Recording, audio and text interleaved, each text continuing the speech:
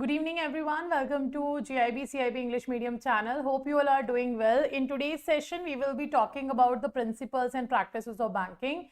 So before moving forward, do let me know is audio and video both are okay? Are we good to go? Let me know once is audio and video both okay? Are we good to go? So in today's session, we will be talking about the PPB principles and practices of banking. PYQs, and the PYQs we will be discussing here will be of your C and D module. Okay, PPB English Medium C and D module. So I will be covering the previous year questions of your C and D module, and tomorrow at the same time or around this time, Kinshuk sir will be covering your module A and B. So today we will be covering module C and D PYQs in this particular session.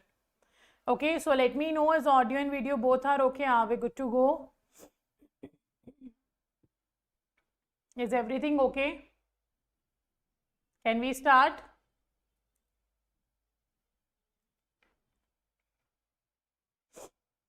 Chalo, done.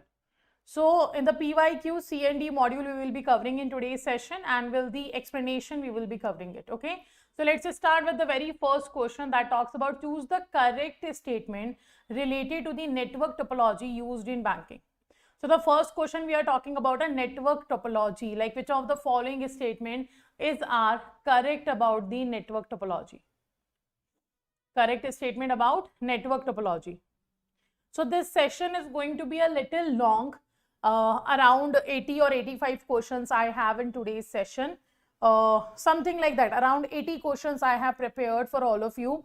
So we will try to cover all the questions in today's session so that we can move forward with the another set of questions in the next class. So this session is going to be a little longer, Hana? So let me know. First is saying in star topology, each node is connected to a central node that manages data transmission. Second is saying bus topology, connect all devices in a closed loop, passing data in only one direction. Third is saying ring topology has a risk of complete network failure if any one station in the loop fails. So what do you think, which one is correct in this case of your network topology?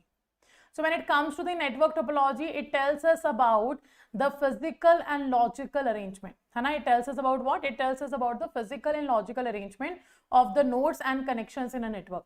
The same are in the star topology, bus topology, ring topology will be there. So first is saying that the star topology, each node is connected to a central node. That's true.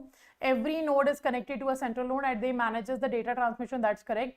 Bus topology, connect all devices in a closed loop. No, this will be connected with a single continuous cable. In the bus topology, we have a single continuous cable in which all the nodes will be connected. Second is wrong. Ring topology has a risk of complete network failure if any one station in the loop fails. That's also true. So right answer will be what? First and third is correct. It means B option will be correct. Right answer will be what? It is means B option will be correct. First and third is correct. Second is wrong because in the bus topology, it should be a continuous, single continuous cable. A single line will be there in which all the nodes will be connected. So that's why second is wrong. Okay.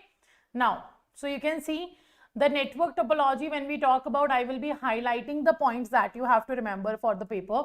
First thing is network topology is simply a physical and logical arrangement of nodes and connection in the network. Okay, nodes usually include devices such as switches, router, software, with switch and router feature, that's the nodes. The two basic forms of local area network design used in the information transmission, they are centralized control and distributed control. We are talking about two basic forms in local area network. That is your centralized control and distributed control will be there. Okay, the popular centralized control network are based on star and T topology. They are the centralized control, and the distributed control we have a ring and bus topology. So do remember, ring and bus topology is a part of distributed control, local area network design. And if we talk about the star and T, that's a part of centralized control network. Okay, under a local area network. Okay, then now let's discuss the different topologies. Bus topology, if I talk about, you can see in the bus topology, we are saying all devices in the network are connected to a single continuous cable. A single cable will be there in which all the devices will be connected, and transmission from one workstation travels the entire length of the cable in both direction. Okay, the main advantage of bus topology is what? It is quite easy to set up. It's easy, like a single continuous cable is there with which you can simply link your nodes. So that's why we can say the setup is very easy here. Further, if one workstation on the lane fails, if one is failing, it will not affect the rest of the network. So now the question won't be like this, like what is bus topology or what is your star topology. They will ask the question in such a form that which of the following statement defines the correct topology, such as, for example, and they will be giving you the point about their advantages and disadvantages, because it is very basic that everyone will remember that how the physical structure of which topology have been made, but in which particular topology, if one node fails, the other will fail or not. This is a little bit hard to remember. So that's why they asked the question on this. So do remember, in the bus topology, if one workstation fails, the entire network won't be affected. Okay, and the disadvantage is there that it is not only limits the geographical spread, but it also limited the flexibility for change. That is what? That is the disadvantage of your local area networks bus topology. Okay. Second, we have ring topology. In this, all the devices are connected in a closed loop, and information is passed from one node to the other in the series, and data transmission is only possible in one direction. In, you can see, bus topology, both direction data will be transmitted, but in the ring topology, only one direction data transmission will be done. So as the packet circulates, the destination recognizes its address and copies the packet content to it. So this is the ring topology in a circle. Like this is a circle, that's a ring topology, and they all are connected to each other. So data move from one to another, and in between all the nodes will come, but the packet which we are transferring from one to another node, that will be only copied in the destination. It automatically finds out the destination nodes, and accordingly they paste the data there. So the breakdown of any one station on the ring can disable the entire lane. Okay, if any one workstation fails, the entire lane will be destroyed. Then we have a star topology. It has a central node, and that central node is called as a master. The central node will be called as what? The central node will be called as a master, and all the other nodes are connected to the master with a separate medium. Now the separate medium will be connected. It means if one fails, other won't be failed. Okay, so while topology gives the advantage of maximum ability to change, if one node fails, it will not affect the entire network, because every node is connected to the central node or the master with a separate link. That's why they won't be affecting the other particular nodes. Okay, and the disadvantage is that it cannot handle the large traffic. Large traffic cannot be handled by the star topology, because every data, every transmission goes through the central node. That's why. Then we have a tree topology. It resembles like a tree in a real world. It have a root node, intermediate node, it had a leaf nodes. So the root node is the head node, root node is head, and leaf nodes are the last nodes, and they do not have a child nodes any further. So this structure is constructed in a hierarchical form, and any node can have any number of child nodes. So this is the fourth topology that we have discussed. And do remember, I will make, one second, just let me add one single slide. So I will make how these physical structure will look like. So first of all, we have a bus topology. In the bus topology, we will be having this kind of physical structure. A single continuous cable will be there in which all the nodes will be connected. It will go in the both direction, as well as if one fails, it won't affect the other. Okay, then we have a star topology. This is a star topology. Single, you have a central node. With the central node, all the other nodes will be connected. Okay, this is a star topology of yours. All the other nodes will be connected with this central node, and if one fails, it won't affect the entire. Okay, then we have a ring topology. In ring topology, you have a certain ring. This is a ring, or let's say these nodes are connected with each other in a single link. Okay, so this is like they will be connected. This is how they will be connected. So they are connected in a ring only. They are connected in what? They are connected in a ring, and if one fails, the other will affect the other. If one fails, the entire lane will be affected. Okay. In case of tree, why I am showing you the physical structure of there? Because on the basis of the physical structure, you can judge how they are going to work. Like if one fails, the other is going to fail or not. That you can easily judge with the physical structure. So this is your tree. Okay, this is your tree.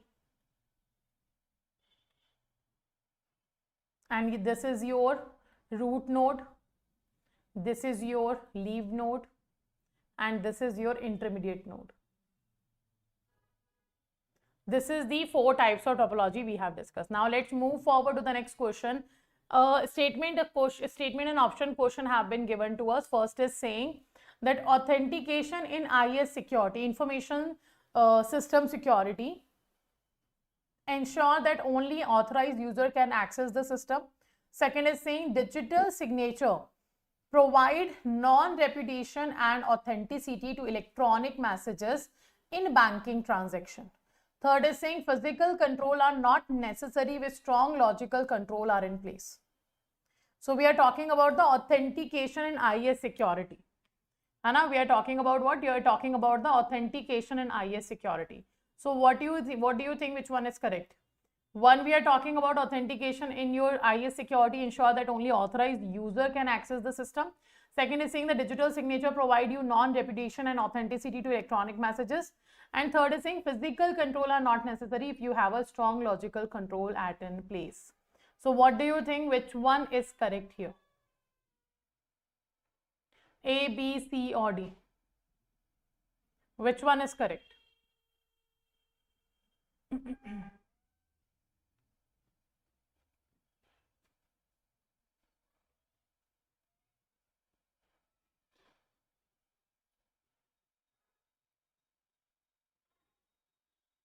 Okay, so first is saying definitely if we talk about authentication IS security, it will ensure that only authorized users can access. That's true.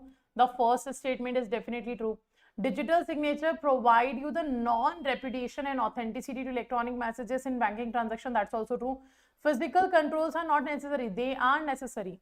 Physical control means simply to whom you are providing the access, and the access when you are providing, that's very important. You focus on one thing, that who is going to get the physical access of your computer or your file or everything.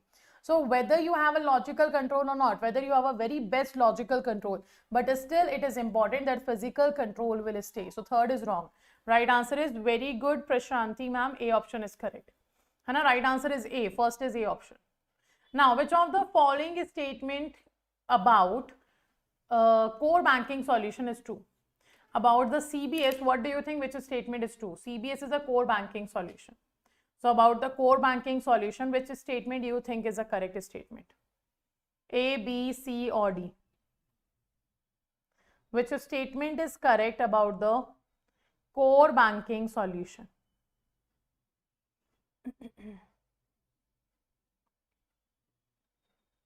A, B, C or D? CBS is a core banking solution, right?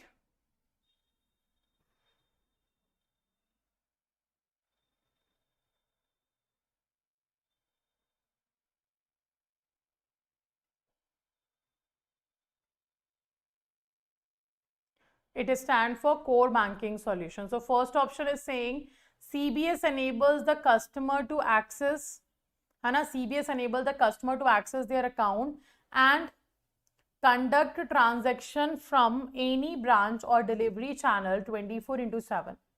Okay, second is saying here core banking requires branch level server to be installed at every branch. Third is saying core banking requires branch level server to be installed at every branch. Third is saying the central database in CBS facilitates integrated customer centric service like your what? Like a internet banking, mobile banking and ATM transaction. So which one is correct? A, B, C or D? So core banking solution, we all know this is the CBS core banking solution which have a centralized server which link all the branches with the central server, and with the central server you can perform your transaction. So firstly saying CBS enable customer to access their account and conduct transaction from any branch or delivery channel 24/7. If we talk about 24/7 service, that's not a part of core banking solution. So we can eliminate this option. Achha, sorry. CBS we are talking about. Yes, the first statement is correct. Hai na? True statement it is asking. So first statement is correct. Second is saying the core banking requires branch level server. No, there is no requirement of branch level servers are there. Central server will be working on the CBS. Hai na? Who will be working? Central server will be working on the CBS, and every customer can perform transaction in their bank account from any branch. There is no restriction that you have to go to your home branch only. The central database in CBS facilitates integrated customer-centric service like internet, mobile. That's true. So first is correct, third is correct. It means B option will be correct. That's very correct, Yogi sir. B option 1 and 3rd is correct about CBS. Now a very important part or a very important question about the EOD operations. So first question is asking, consider the following statement about operational controls and security in CBS environments. And you have to answer which one is correct. And the D option is saying all 1, 2, 3. Okay, D option is saying all 1, 2, 3. So first statement is saying the end of day operations include generating mandatory reports, taking backups, applying interest and service charges. Password control in CBS required password to be at least 8 character long. That will include both uppercase, lowercase letter, number and special characters should be there. Third is saying logical access control restrict users access the based on minimum level required for their roles, and it mandate the periodic review of access rights by the internal audit. So what do you think, which one is correct? A, B, C or D?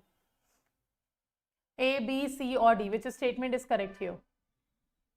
About the end of the day operations. End of the day, password control, logical access. So which of the following is correct? D option I have written here now, Prashansi ma'am. D option is all of the above. D is talking about all of the above. If any question, it will not be visible now. I will write the question option here. So D is saying all of the above. So what do you think, which one is correct in this question? A, B, C or D?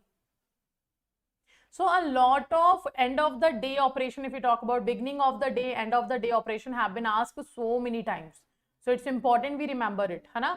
Then password control is also important. So password control we also have to remember. Okay, so right answer will be very good. All of the above is correct. D answer will be correct. Right answer is D is correct. All of the above is correct in context to your operational control and security in CBS. So let's see them. First of all, D answer is there. This is the end of the day operation. So you can see end of the day and beginning of the day operations are very critical in core banking solution. And these operations need to perform diligently on time. While these operations may vary from one CBS to another CBS software, some usually activities carried out during the BOD and EOD processes are given below. So we will be talking about EOD. First is beginning of the day by data center. Hana. Typically operations we are talking about in CBS, the typical operation we are conducting is beginning of the day by data center will be done. Hana. When you are starting a day, then it will be done by whom?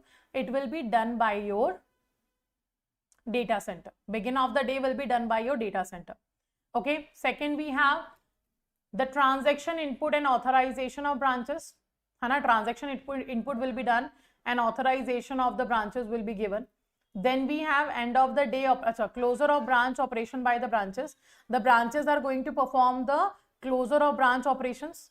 Then end of the day operations by data center. All the end of the day operations will be conducted by whom? It will be conducted by the data center. So there are some activities that are performed by the branches only, but some of the activities are performed by the data centers also. Okay. Now next is saying report checking by branches will be done, backup operation by data center and branches will be done. Then application of interest and service charges will be done by data center. Execution of standing instruction by data center will be done. Generating various report including exceptional report will be done by the same data center. So these are the typical operation which happens in the core banking solution. And now let's see what are the end of the day operations that have to be conducted here. So first is saying the bank branch should ensure that the following activities are carried out regularly and they should be documented. So this is what? This is your simply end of the day operations. The earlier one we have discussed, it was about what? It was about the typical operations that will be conducted by the CBS. Now these statements are talking about your operations that will be done by the end of the day transaction. Hana, they all have the end of the day transaction. Okay, so first is saying day and activity carried out by authorized personnel are properly documented and monitored through a checklist. So like you have to make a checklist. In the checklist, you have to write down which of the following functions or which of the following activities have been performed, which are remaining. So you can only close your branch once you have cross-check your checklist that every task have been completed or not. This is the responsibility with every branch they have to perform. Okay, with the checklist, they have to confirm that every transaction of the end of the day have been compiled with and have been completed. Okay, next we have here minimum balance are calculated every day. Products are calculated for the current account. Then it is for the debit balances. Mandatory report should be generated. Fallback procedure should be activated. Fallback means like a backup of data. Hana, procedure should be activated. Day end backup is taken. Recording of entries in a backup register should be done. Recording of in log books should be done. Filing of reports have to be done. Shutting down of complete computer system should be done. The data backups taken are properly documented and kept in a safe custody with the physical control. Physical control means who will have the access to that safe custody. It will be also mentioned. Now the server room is properly logged and the keys are kept only with the authorized person. That's the physical control we are talking about. Now following documents are generated like access log, supplementary audit trail, a transaction number is given for each transaction entered. All of these data have to be documented. Now after business hours of a bank, the following functions are performed. So we know that banks are closed for the public around 4 or 5 p.m. But still bank remain open. The bank employees being in a bank, as you all know already. So what are the functions that they perform after that? So you can see after business hour of bank, the following functions are performed. Supplementary report is printed by either branch manager or the system administrator and they have to file it. Cash denomination report is printed and filed. Vouchers are trailed and signed by either branch manager or system administrator. Now, if there is no branch server and branch terminal directly connected to the central server, then most of the services related like fallback procedure, central EOD, backup, shutting down of services, restarting of services upon central SOD procedure, or posting of ATM transaction on hold, and all the other services, they are starting up, are being carried out by the central data center. Hana, who will perform this end of the day functions? The central data center will do. As per the procedure laid down for the bank and the CBS solution deployment. Okay, and the CBS solution deployment.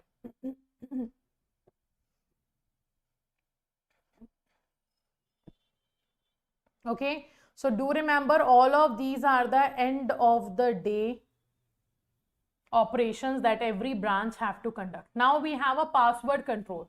In the password control, simply it says, in password control, these are the certain steps that have been given. First is basic operational control in core banking operation should be there. It will be segregation of the duty, like duties should be divided on the person, what have to be done by whom. 4I principle or maker checker have to be done. Rationing, rotation of duties have to be done. It happens in a bank now, like every employee have to be rotated from one to another task, from to another department as well. So this is what we're talking about here. This is what we're talking about here in case of duties rotation. Ownership of system for granting access right. So core banking solutions support strong password access control mechanism by enforcing the following control in password. First is that minimum length 8 character. The more character, the better will be it. Should contain both uppercase and lowercase letter. Must be mixture of letters and numbers.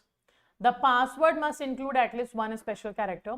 Dictionary words should be avoided. Like you cannot use a word which are easily understood or which are easily can be like guess. So that should be avoided. Prevent reusing of previous password. Enforce periodical password changes. Password should be disabled during the employee on leave or absence, leave of absence for certain critical modules. Enforce multi-user or multi-factor authentication. Okay, and password should be stored in the system in encrypted form only. So this is what the password control guidelines have been given to us that have to be followed by every bank, every branch, and even we are saying in the core banking solution, every password should be a strong password access control mechanism. Okay, chalo, next we are moving forward to the next question. It is about e-rupee. E-rupee is saying it can be redeemed only at a designated merchant approved at any time of issuance. Beneficiary of e-rupee must have a bank account and a smartphone to use a voucher. Third, e-rupee voucher can be issued up to rupees 1 lakh per voucher and are distributed only digitally. Which statement is correct? And D option is saying all. D option is saying all. So what do you think? Which one is correct? The class started at 7:30. Hana, 7:30 the class started. No, actually the morning class was wrongly scheduled. That's why it was not conducted. Hana, it was scheduled in Sir's account, but not in my account. So that's why we were not able to start. I was not able to start it. So tomorrow we will be having a 6 to 9 a.m. Okay, Swati ma'am? Tomorrow we will be having a 6 to 9 in the morning. Now, let me know about the e-rupee. Which one is correct? E-rupee. Which statement is correct about the e-rupee? A, B, C or D?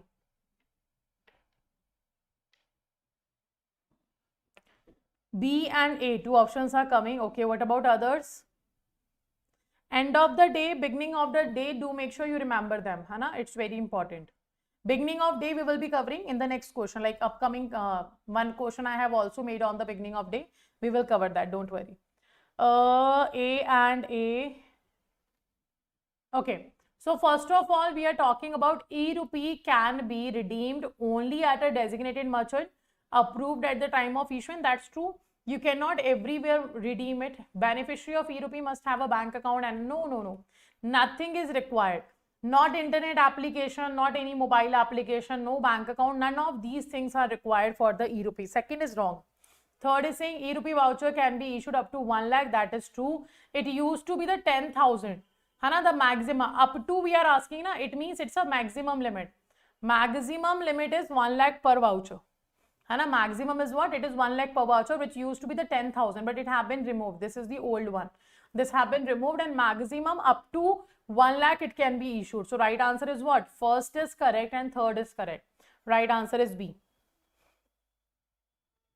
First and third is correct. Right answer is B.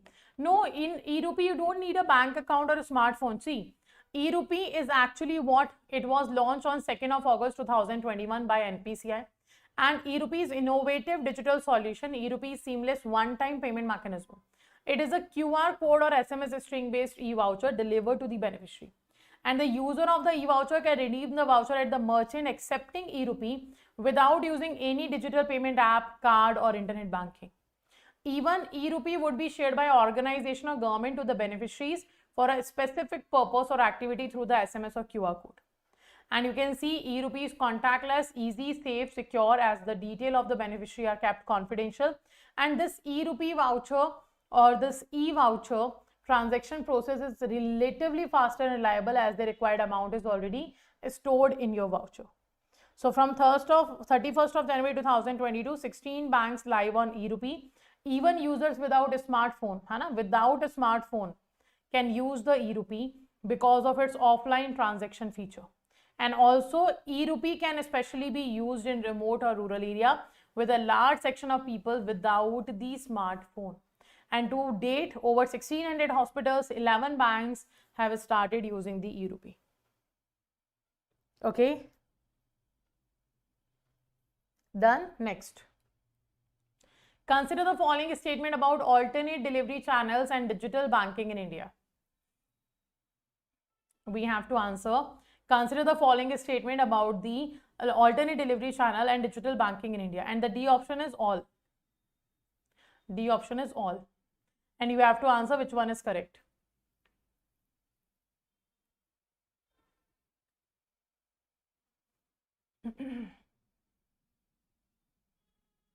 First is saying white label ATMs are ATMs owned and operated by non-bank and they do not display any bank's branding. Second is saying mobile wallets are digital version of physical wallets and can be issued only by banks after RBI approval. Third is saying neobanks are fully digital banks without physical branches that primarily serve tech-savvy customers through the mobile banking application. So what do you think, which one is correct about the alternate delivery channels? And also every time we have seen that they are asking about, है ना, they are asking about the types of ATM. So types of ATMs are important, do remember that. I will show you a single slide in which every detail about the types of ATM will be available. Okay, all the types of ATM will be available there. So first let me know the answer of this question. A and D option you all are saying. Chalo, let's check. White label ATM we are saying it is, they are the ATM, है ना, white label ATM we are saying that they are the ATM owned and operated by non-bank and they are not display any bank's branding. That's true. Like a IndiCash ATM. In case of your IndiCash ATM, what happens? It is provided by Tata. So on every IndiCash ATM, it will be written a Tata product. है ना? So who have provided it? The Tata have provided it. It's a non-bank entity provided ATM. Now, mobile wallets are digital versions of physical wallet? Definitely not. Acha, हाँ, can be issued only by banks after RBI approval. No, only by banks is wrong. Prepaid payment instruments can also provide you this. Only by banks is wrong. Mobile wallets are definitely digital version of your physical wallet, but they cannot be only issued by the banks. They can be issued by the prepaid payment instrument also. So second one is wrong. है ना? Second is wrong. Third is saying neobanks are for real digital only banks without physical branches, primarily serve the tech savvy customer. That's true. So first and third is true. It means right answer is A. Hana, right answer is your A option. So you can see right answer is A. Now these are the types of ATMs which we have. The multiple types of ATM we have. So you can see the first one is saying on-site ATM. On-site ATM is what? You can see ATM within the premises of a bank. On-site ATM means what? ATM within the premises of a bank. They are called as the on-site ATM. Off-site ATM means ATM outside the premises of a bank. Like we have a bank branch and within a bank branch area, if we have a ATM, that's a on-site. If that bank branch ATM, like bank branch area, outside that if we have a ATM, it will be called a outside off-site ATM. Now work site we have like ATM within an organization. A particular organization has installed ATM in their organization which can be utilized by their employees only. Right? Only the organization's employee can use it. That's a work site. Mobile ATM, ATM which moves from one place to another. That's a mobile ATM which is also called as the ATM on wheels. Then micro ATM is POS. POS means point of sale terminal. The swipe machine we use, they are the mobile ATM. Okay. Then white label ATM, ATM provided by NBFC, or we can say ATM provided by non-bank entity like a IndiCash, like a Hitachi. They are a white label ATM. Okay. Now we have a brown label ATM. Brown label ATM are simply what? The hardware machine is provided by the service provider, but the cash management and connectivity to banking network is provided by the sponsor bank. Let's say, for example, we have a ATM which is written about every detail of SBI, the SBI tagline, SBI logo, SBI product is showing. But SBI have not made that machine of ATM. The hardware machine of ATM is not produced by SBI. SBI have purchased this machine from service provider. SBI have put the cash in the machine and SBI is providing network to the machine. So SBI became the sponsor of that machine. So every bank is not manufacturing their own ATM machine. They are buying the ATM machine from other people, other companies or other manufacturers. So that's the brown label ATM. Okay, pink label ATM is simply ATM for women transaction. Yellow label ATM is for ATM for e-commerce. Orange label ATM is for ATM for share transaction. And green label ATM is for ATM for agricultural transaction. Out of all of these are written here. The most asked type of ATM we have is the first one, your white label. Second is brown label. They have been asked so many times, and third is micro. Micro, white and brown. These are the types of ATM that have been asked so many times. So we have to remember all the three. Okay, let me know all the type of ATMs are clear to all of you. Any doubt? Yes or no? All the types of ATMs are clear. Is there any doubt? Voice is low. Is everyone facing this audio issue? Is everyone facing this audio issue? Now, white label ATM, they are set up What are white label ATM? White label ATM simply are set up, owned and operated by non-banks. They are called the white label ATM. Okay, as of 1st January 2022, 4 non-bank ATM operator are there in India. First, we have India One Payment, which earlier used to be called as a BTI payment. Second, we have TCS Tata Communications Private Solution. Third, we have Hitachi Payment Services. And fourth, we have Vakrenji 10. Hana? These are the 4 white label ATMs we have. They are authorized to install and operate the white label ATM in the country. Okay, now under the Payment and Settlement System Act 2007, RBI released the first guidelines in 2012 to introduce the white label ATM to expand banking services in the country. And white label ATM do not display any bank's branding or signature. So hence they are called the white label ATM, and they serve all bank customers, will be interconnected with the entire network of ATM in the country. And customer from any bank, doesn't matter in which bank you belongs to, customer from any bank can transact on the such white label ATMs, which is comparable to the non-home bank ATM. And this initiative is aimed at what? Financial inclusion for the country, with aiding ATM penetration to tier 1 to tier 6 cities, towns and villages. So this is what the white label ATM we have. Okay, now let's move forward. Next question is talking about a blockchain. So blockchain uses distributed ledger technology that ensures immutable, secure, transparent transaction record. Blockchain technologies require a central controlling authority for transaction validation. Banks implement blockchain for secure document management, payment and audit compliance. You have to answer which one is correct. And the D option is saying all of the above. Which one is correct about the blockchain? And blockchain have been asked earlier so many times. When we talk about blockchain, this have been asked. Which one is correct? A, B, C or D?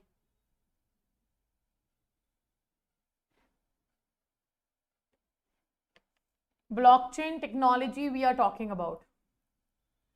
So do remember, blockchain, when we are using, it actually stores the group of transactions. Like we call it the block. Blockchain actually does what? It stores the group of transaction that is known as a block. And then it will be link and sequences the list of transaction which use cryptography. Which are using what? Which are using the cryptography. So blockchain is distributed across a P2P network. And one only, all and C. 3 options are coming. So first of all, first statement is saying blockchain uses a distributed ledger technology which ensures immutable, secure and transparent transaction record. That is true. Blockchain uses the distributed ledger technology. Sometimes a 0.5 mark question they can ask, under which of the following technology distributed ledger technology will be used. So you have to remember it is used in the blockchain. You have to remember that. So right answer first is correct. Second is saying blockchain technology requires a central controlling authority for transaction validation. No, that is not. They do not require a central controlling authority. Like you can connect it with the Bitcoin. In Bitcoin, they are using distributed ledger technology, but they don't have a central authority. They don't have a central administration. So central controlling won't be there.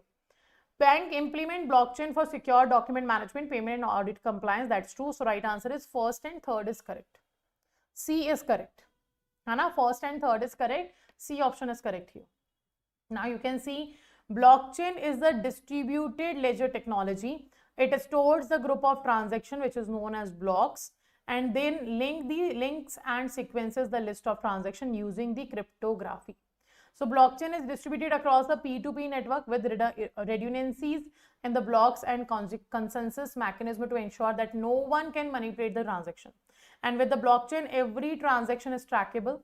Relationships are established with the network of peers rather than one-to-one. Okay, so that's why distributed ledger technology provide a path to access irrefutable information in real time from any point in the network. And blockchain technology involves your what? It involves cryptographically signed, immutable, irrevocable transaction records shared by all participants in a network using the distributed ledger technology. And with the shared control. So blockchain enables your legitimate and extremely secure immutable transaction that take place by means of a point-to-point network here.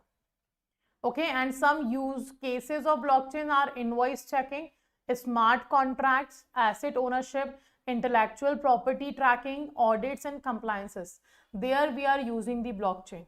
Okay, and when it comes to the banks, so you can see banks are exploring and implementing blockchain to solve the increased need of security and manage the transaction across the internet.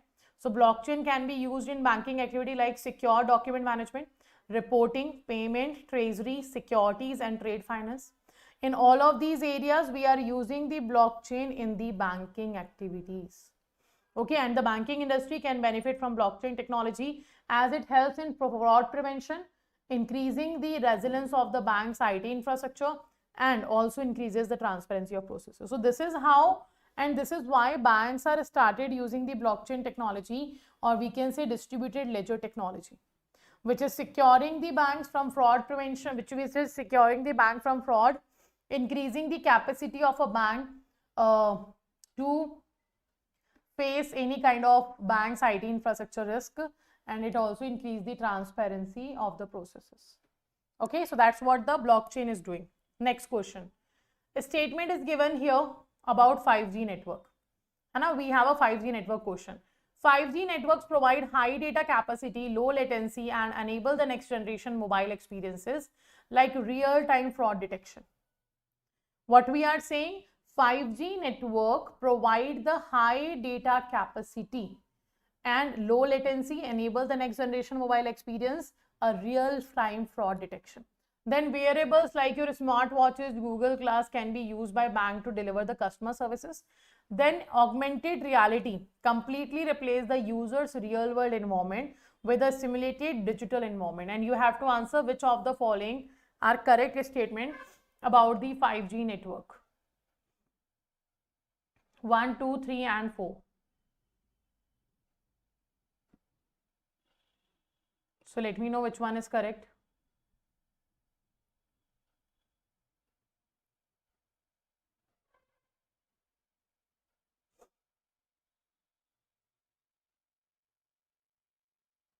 A, B, C or D?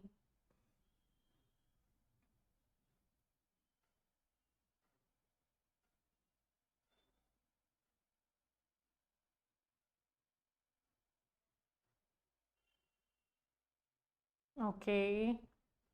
So right answer first is saying that 5G network provide high data capacity, low latency, enable that next generation mobile experiences like real time. That's true. Low latency means you won't be facing any kind of buffering. The lower the latency will be, the higher speed you will be getting. Hai the lower the latency will be, the higher speed you will be getting. So that's why low latency is correct. Wearable like your smart watches, your Google Glass can be used for banks to deliver the customer service. That's true. Augmented reality completely replaces the user's real world environment. No, it does not. Okay, it does not replace the user's real world environment. So right answer is 1 and 2 is correct, but not the third. Right answer is A. Very good. A answer is correct. No, everyone is saying different answer. B, D, 1 only, C. No, it is A. 1 and 2 is correct. Third is wrong. Okay, so you can see 5G is the 5th generation cellular network technology. They are digital cellular network in which the service area covered by providers and divided into small geographical areas, and they are called what? They are called the cells. So they use millimeter waves using the multiple input output technology. That is a MIMO technology, we call it. And they are using what? They are using a MIMO technology. That's a multi-input, multiple output. Multiple input, multiple output technology. So ideally, the new 5G wireless devices also have 4G LTE capability, as the new network uses 4G for initially establishing the connection with the cell as well as location where 5G access is not available. So 5G network drastically enhance the ability to move, manipulate and analyze the data on the fly. And 5G network is categorized by low latency, high data capacity, reliability. This will eventually help the banks create new ways to deliver the mobile, online and branch services. Combining 5G with new technologies like edge computing, software-defined networking will ultimately give business the flexibility to customize their network for optimum performance. Okay, that's what your 5G network is doing. And you can see further some areas where 5G can be useful, like your gigabit broadband to the home, your next generation mobile user experience, your IoT, Internet of Things, facial recognition of your identity authentication, video chatbots, remote troubleshooting for IT personnel, real-time fraud detection analytics, and customer profiling. They all are the part of your what? They all are the part of where 5G network can be utilized.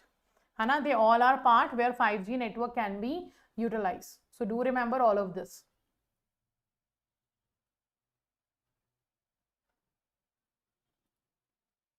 Clear? Chalo, next. Next we are talking about RPA. Hana, next we are talking about RPA. Acha, can you let me know the full form of RPA? Can you let me know the full form of RPA? And the augmented reality we were talking about, it is what? It's the, obviously it's a technology, it's a computer generated image, Hana, on your view of the real world. But it providing a composite view. That's what the augmented reality we talk about.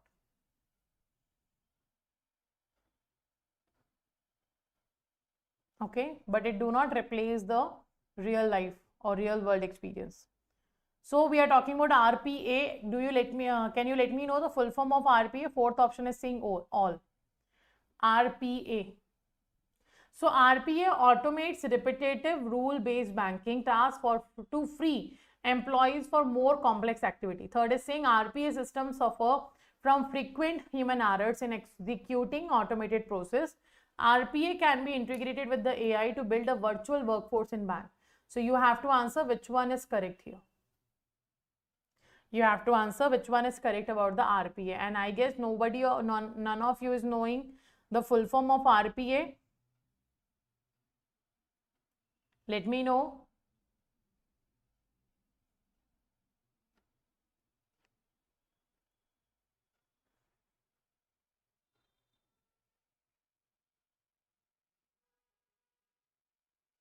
Robotic augmentation. Okay. So RPA stands for robotic process automation. It talks about robotic process automation. Automation. Okay. Now let me know the answer. A, B, C or D. So first is saying RPA, that is robotic process automation, automates the repetitive rule-based banking task to free the employee for more complex activities. That's true. Hana, they will be performing those tasks which is repetitive work, which is easy work. Hana, the repetitive work will be performed. So that will be given to the RPA. Second is saying RPA systems suffer from frequent human errors. No, they don't suffer. They can work 24/7 without any fatigue. So definitely they don't be having any kind of human error also. RPA can be integrated with the AI to build a virtual workforce. That is also true. So right answer is first and third is true. That's why B option is correct. That's why B option is correct here. And you can see what is RPA. It is a robotic process automation.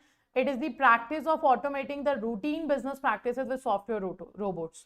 And these tasks include your transaction processing. So IT management, automated online assistance, your robotic process automation, they use artificial intelligence to build the software robot and that automate the tasks that once required human intervention, such as your customer services and IT management. Both will be covered.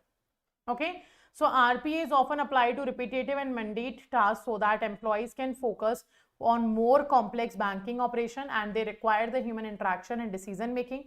Definitely RPA is what? They are often applied to the repetitive and mundane work. So that employee can focus on more complex banking working. And you can see, for example, we can train a robot by building rules to read the mails and send the routine replies or generate a purchase order. That can be done by a robot. But so this is the task which the bank employee were doing.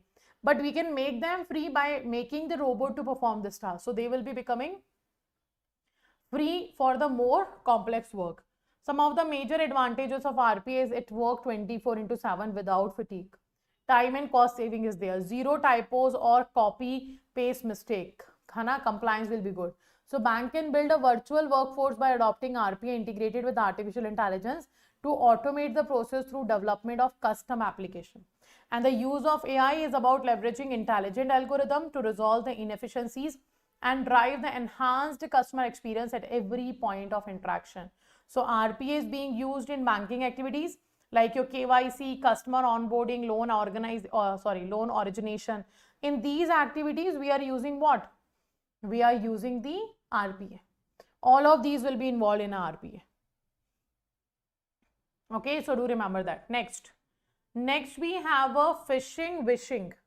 Another two frauds we can use, the two ways of fraud in the banking system or in any computerized system can be performed. It's a digital fraud, we can say, are phishing and wishing. So D option will be all. First is saying phishing, second is talking about wishing. You can see phishing is a fraudulent attempt via email or messages to obtain confidential information from user. Wishing involves fraudulent phone calls designed to extract the sensitive information. Third is saying employees and customers do not need a specific cyber security awareness as software solution suffix. So what do you think which statement is correct here? A, B, C or D? What do you think which statement will be correct here? A, B, C or D?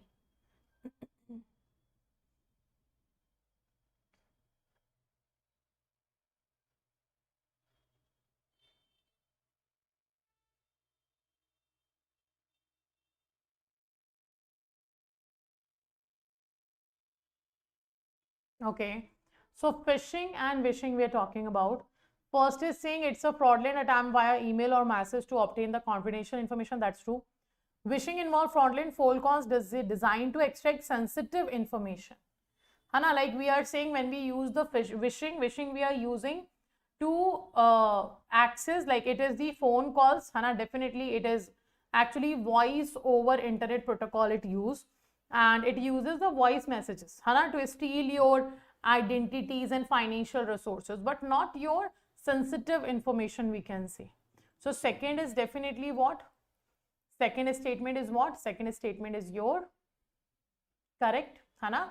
So first and second is correct. Third is saying employees and customer do not need a specific cyber security awareness as software solution suffix. So that's definitely wrong. Every employee, every customer required a proper training and required to be aware about every kind of cyber frauds. And because the threat actors means the persons who are performing these kind of cyber attacks. The threat actors are actually changing their way of threat. So definitely you have to keep your employee more aware about the new pattern of threat the people are performing. So right answer is first and second is correct. The third is not. Hana, right answer is first and second is correct. The third is not. So phishing is what? Phishing is a fraudulent attempt to obtain the sensitive information like your username, your password, your credit card details, often for malicious reason, like knowing reasons, Hana, by discussing as a trustworthy entity in an electronic communication. When it comes to spear phishing is like a phishing only. It attempts directed at a specific individual or companies. The only difference in phishing and spear phishing is that phishing will be done in a bulk. They can send data to anyone. They can send mail to anyone. But in spear phishing, they are focusing a particular number of company or particular number of individuals. So have been termed spear phishing in contrasts to bulk phishing. So bulk phishing means it can be sent to anyone, but in the spear phishing you are specifically sending to that 10 persons. So spear phishing attackers often gather and use the personal information about their target to increase their profitability of success. Okay. Now whaling is there. The term whaling has been coined for a spear phishing attack directed specifically at a senior executives and other high profile targets. Okay, whaling is what? It is the term that have been coined for the spear phishing attack, and they are directed specifically at a senior executives and other high profile targets. So in these cases, the content will be crafted to target an upper manager and the person's role in the company. And the content of whaling attack email may be an executive issue such as a subunic or customer complaint. Okay. Then we have a wishing. Wishing is what? Okay. Wishing is the illegal access of data via voice over internet protocol. Wishing is what? Wishing is the illegal access of data via the voice over internet protocol. So wishing is IP telephony's version of phishing and uses the voice messages to steal identities and financial resources. So the term is combination of voice and phishing. The term is what? The term is a combination of voice and phishing. Okay, that is called as a phishing. Done. Next. Consider the following statement related to the Society for Worldwide Interbank Financial Telecommunication and Electronic Fund Transfer System. So you have to answer which of the following is correct, and the D option will be all. Correct statement. So do remember, phishing, wishing, spear phishing, whaling, they all are the categories of fraud that can be performed. So do remember all four of them. And phishing have been asked so many times. They can ask in the match the following question as well. All the terms. Okay. We got that statement related to SWIFT, an electronic fund transfer system. Which of the following is correct? We have to answer. So SWIFT provides a standardized secure messaging platform for financial institutions for handling the payment, securities, trade, finance messages. Second is saying RTGS settle payment on netting basis, batching multiple transactions to reduce the settlement cost and risk. Third is saying NEFT system operates 24/7 basis. They enable the customer to send funds anytime, including the holidays. So what do you think, which statement about SWIFT, RTGS and NEFT is correct? SWIFT, RTGS and NEFT.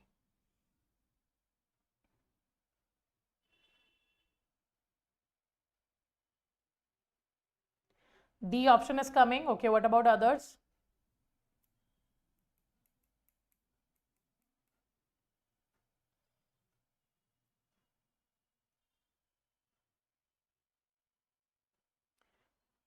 Okay, how it can be D? It is saying in the RTGS, batching multiple transaction to reduce the settlement cost. No, in RTGS, individual transaction will be confirmed. Individual transaction will be performed. Batching will be done in the NEFT, not in RTGS. So RTGS statement is wrong here. SWIFT is correct, NEFT is correct. First and third is correct. It means right answer will be A. In the RTGS, we are not collecting the batches of transaction and then performing the it is the part of NEFT. That's why NEFT have a half 48, half hourly batches. Okay, it have what? 48 half hourly batches are there. But in RTGS, no such thing is there. So right answer is A. Next, we have to answer correct statement about audit around the computer, audit through the computer. Okay, so you have to answer this. A, B, C or D.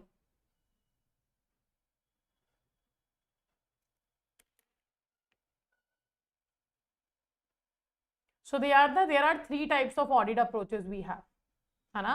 How many types we have? We have three types of audit approaches, like audit around the computer, audit through the computer. We have an audit with the computer.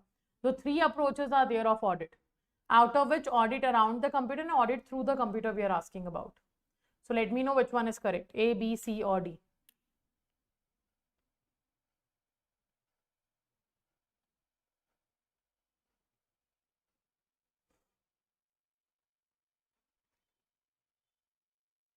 A, B, C or D, which one is correct?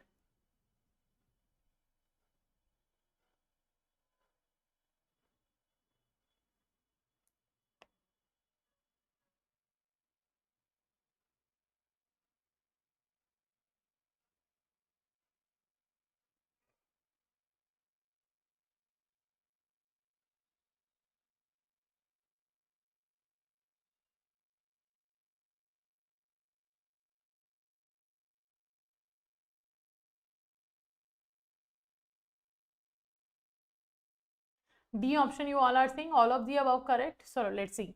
Audit around the computer involves examination of input and output without inspecting the computer program. And that's true. First is correct. Audit around the computer, when you are doing, it will examine your input and output without inspecting the computer program. Second is saying audit through the computer requires auditor extensive technical knowledge to access the software logic and control. That's true. Computer audit are designed only to detect fraud and not to do not evaluate operational effectiveness. they do evaluate the operational effectiveness. So definitely third is not correct. Right answer is C. 1 and 2 is correct. Computer audits are also detect the fraud. They will be doing the evaluation of operational effectiveness also. So both is the work of a computer audit. So second answer will be C option, not D. It is C. So you can see audit around the computer we have in this approach. The auditor examines, Hana, do remember, audit around the computer we are having. And in this, auditor examine the internal control of computer installation and the input and output of your application system.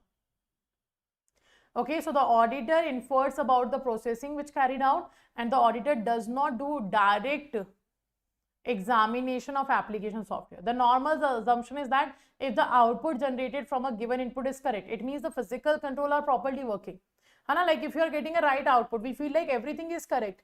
So then the processing through the computer is taken as correct. And however, the system had synchronity in these cases have to be simple. The system should be using well-tested software. Okay, there should be a clear audit trail which is generated by the system, and there should be a proper physical control and segregation of duties in the system. These three things should be there, Hana, and it should be mandatory. So the auditor who have little technical expertise, they can be trained easily for performing an audit around a computer. However, this approach does not get well, Hana, this approach does not get well with the system that are complex, Hana, in terms of their size, in terms of their volumes. So the auditors cannot anticipate any problem that may come up in the future due to deficiency of the software. Okay, that's the audit around the computer. When we go through the audit through the computer, this approach involves the use of computer for testing logic and controls existing within a system and the record which is produced by a system. So for adopting this approach, the auditor required technical competence. What is required? Technical competence is required. So their level of examination depends upon the complexity of an application system being audited. And in the following situation, auditing through the computer is quite useful.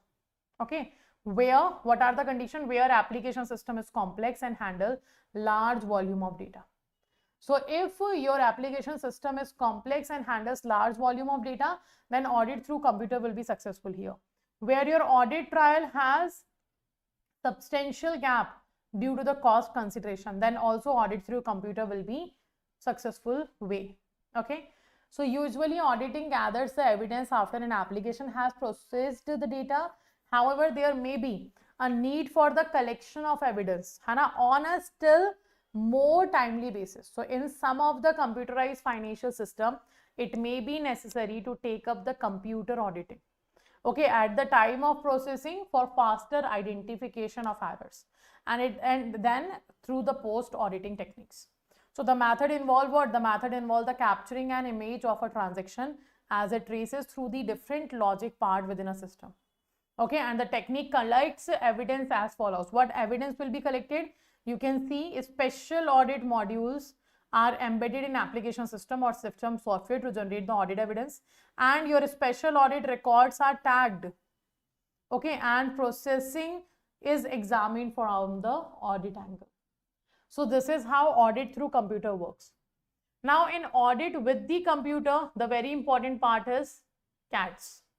So auditors also make use an audit software consisting of computer program as a part of auditing.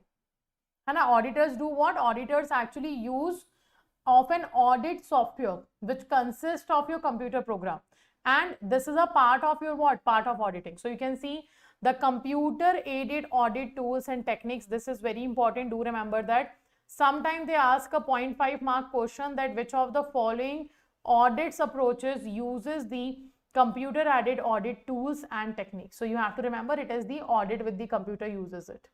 So it have evolved as one of the more efficient and effective way to audit the computer generated files, records, documents, and to evaluate the internal control over the processing is computerized environment. Okay, so that's what your audit with computer is. So three approaches of audit we have seen: audit with computer we have seen, audit around the computer we have seen, and audit through the computer we have seen. And I do remember all of this. Next we have preventive controls, corrective controls, internal controls. Which of the following is correct? That we have to answer, and fourth option is all. Okay, preventive control, corrective control, and internal control we are talking about. So first statement is saying preventive control aim to eliminate errors before they occur, while detective control identify errors after their occurrence. Corrective controls are designed to restore the system after error have been detected and reported. Third is saying internal control in banking IT system are especially focused on authorization and validation check only. So what do you think? Which of these 3 or 4 controls? We are talking about preventive control, detective control, corrective control, internal control. So 4 controls we are talking about. What do you think? Which of these controls are correctly defined here? A, B, C or D?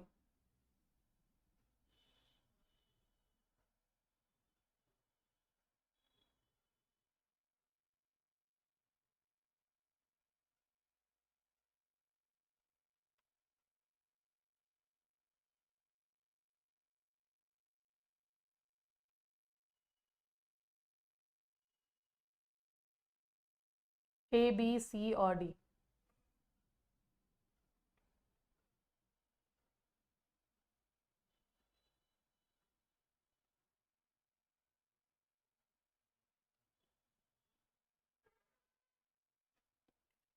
D option everyone is saying like all of these are correct. Okay.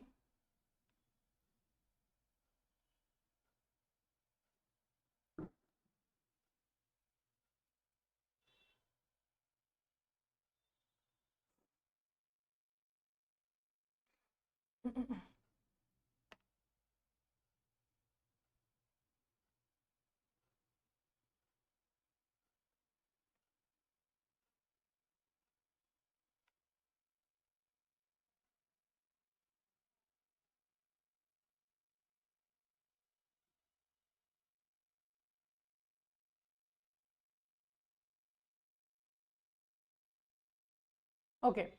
So we are talking about preventive control. Preventive control is simply saying, and when it comes to preventive control,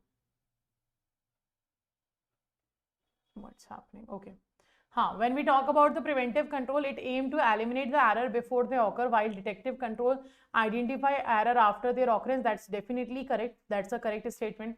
Corrective control are designed to restore the system after errors have been detected and reported. That's also correct. The second statement is also correct. Third is saying that internal control in banking IT system are especially focused on authorization and validation check. They are saying they are focused on what? Authorization and validation check. But actually in the internal control, when we talk about, they are primarily focusing on accounting and administrative control. They are focused on what? They are focused on the accounting and administrative.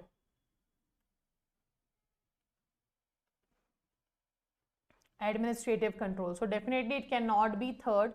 So right answer is 1 and 2 is correct. Right answer will be A option. Right answer will be A option. So it is talking about accounting control and administrative control. Under the internal control, we have to focus on accounting and administrative. So that's why the third statement is wrong. Okay, next. A statement have been given about NBAD. Can you tell me the full form of NBAD? And the question is asking about which of the following is correct here. And the D option is all. NBAD. Can you tell me the full form of NBAD?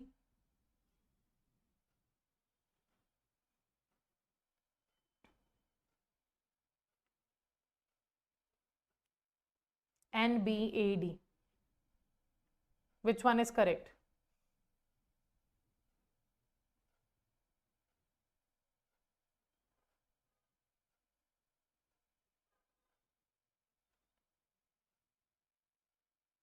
Okay.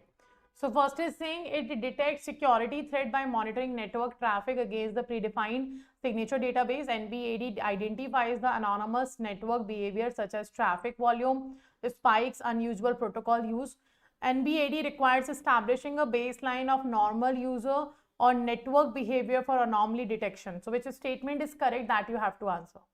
And the right answer for this will be Statement first is saying that it is detect the security threat by monitoring network traffic against your predefined signature database. No, it does not. It identifies anomalous network behavior such as traffic volume spike. That's true. It requires establishing a baseline of normal user or network behavior for anomaly detection. That's true. So second and third is correct, not the first one. And the full form of NBAD stand for network behavior. It is network behavior. Okay, anomaly detection. So right answer will be your B option. Right answer is B option. Okay, now you can see here, network behavior anomaly detection provides one approach to network security threat detection. It is a complementary technology. Hana, it is what? It is a complementary technology to the system that detect the security threat based on a packet signatures. Hana, it do what? It check the security threat based on the packet signatures. So it is simply a network behavior anomaly detection. It will be providing you one approach to your network security threat detection. And that they will be doing what? They will be detecting the security threat based on the packet signatures. So you can see most security monitoring system utilize a signature-based approach to detect the threat. They generally monitor the packets on the network and look for pattern in the packets which match their database of the signature representing pre-identified known security threat. So NBAD-based systems are particularly helpful in detecting security threat vector in two instances where signature-based system cannot. First, new zero-day attack. Second, when the threat traffic is encrypted, such as command and control channel for the certain botnets. So this is how NBAD works. This is how what works. This is how NBAD works. So the program tracks the critical network characteristics in the real time and it generates an alarm if a strange event or trend is detected, and that could indicate the presence of a threat. So the large scale example of such characteristics include your traffic volume, your bandwidth use and protocol use. Also, this solution can also monitor the behavior of individual network subscriber. In order for the NBAD to be optimally effective, a baseline of normal network or user behavior must be established over a period of time. So once certain parameters have been defined as normal, any departure from one or more of them is flagged as anonymous. So NBAD technology or techniques are applied in a number of network and security monitoring domains, include your log analysis, your packet inspection system, your flow monitoring system, and it route your analytics as well. So this is how the network behavior anomaly detection will be working. Okay, simply provide the approach to the network security threat detection only. So it detects your network security threat, like where the security issue is there. Clear? Next, fintech we are talking about. Fintech we have covered in your IE IFS subject as well. Na? So I guess fintech everyone is very much aware about. Fintech aims to improve and automate the financial service delivery using the technology innovation. Second is saying RegTech helps financial institutions efficiently manage regulatory compliance using the advanced technologies like AI and big data. Third is saying RegTech increases human error in compliance processes due to complex net technology adoption. So which of the following is correct? A, B, C or D? Which of the following is correct? Fintech and RegTech we are talking about. Fintech is financial technology, RegTech is regulatory technology. So what do you think, which one is correct?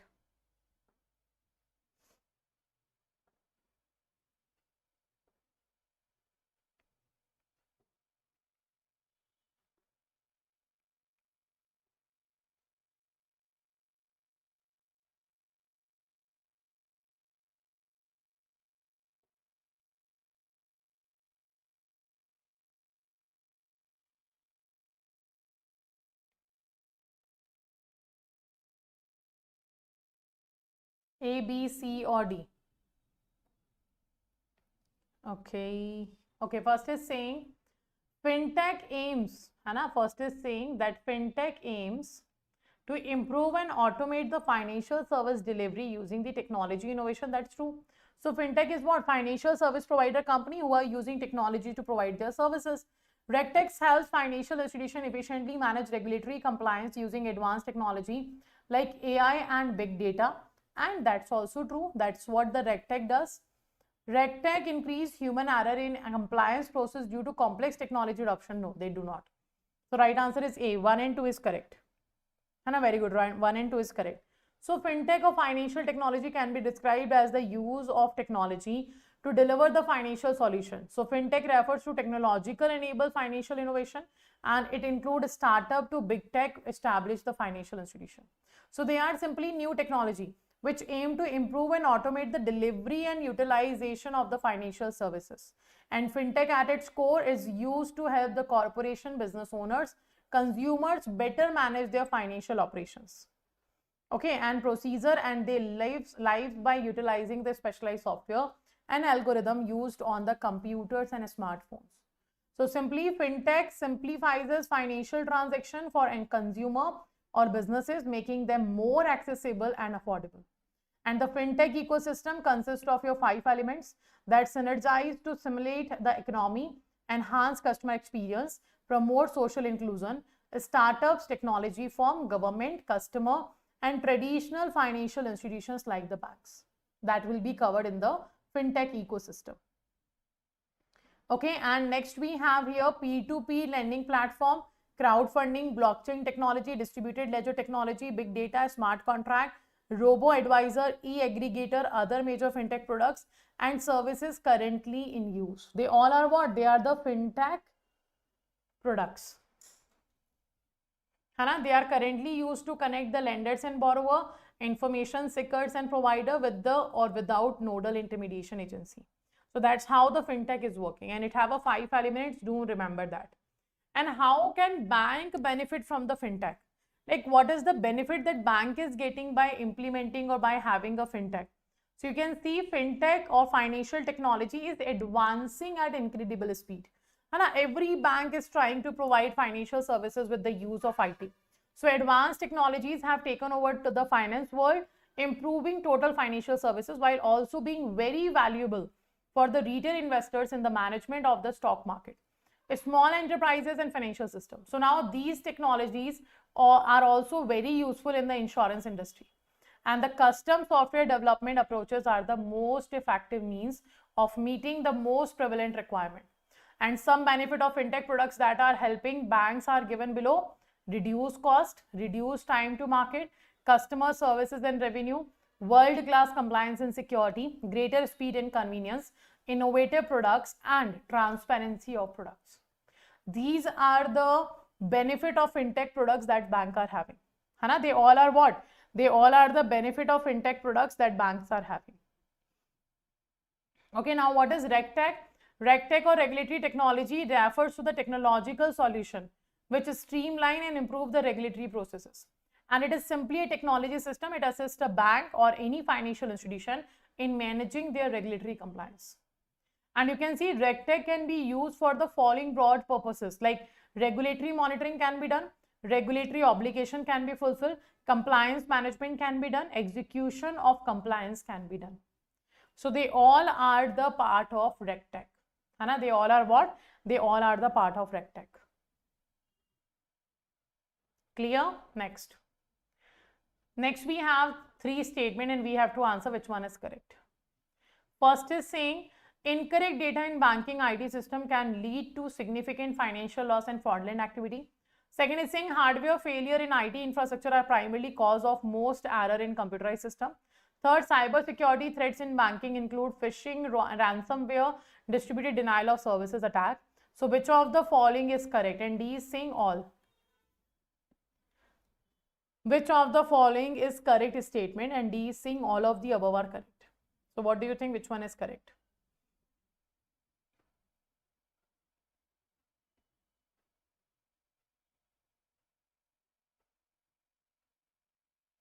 Let me know. A, B, C or D. Which one is correct here?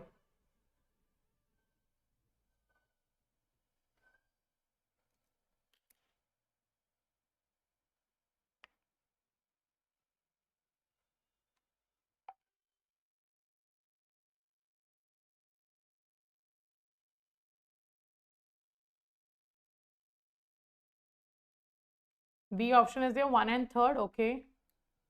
So first statement is saying incorrect data in banking IT system can lead to significant financial loss and fraudulent activity. That's true. It can. Hana? First is correct. Second is saying hardware failure in IT infrastructure are primarily cause of most error in computerized system. No, it is not. Second is wrong. Third is saying cyber security threat in banking include phishing, ransomware, distributed denial of services. That's correct. Right answer is B. Hana, right answer will be what? It will be your B option. First and third is correct, but not the second. Okay, right answer will be your B option. Now, defense in depth involves multiple layer of security control to reduce the single point of failure. Second is saying security operations center continuously monitor and analyze the security event to detect the potential cyber attack. Vulnerability assessment and penetration testing helps bank identify internal and external vulnerabilities without requiring mitigation. And what statement are correct here? And the fourth statement is saying all. D option is saying all.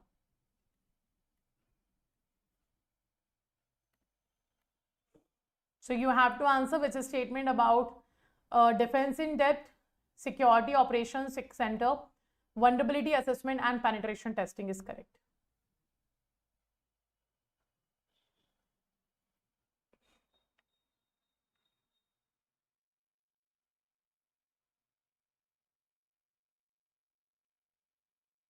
A, B, C or D.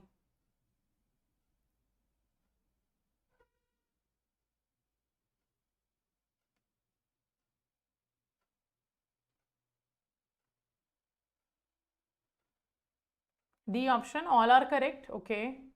What about others?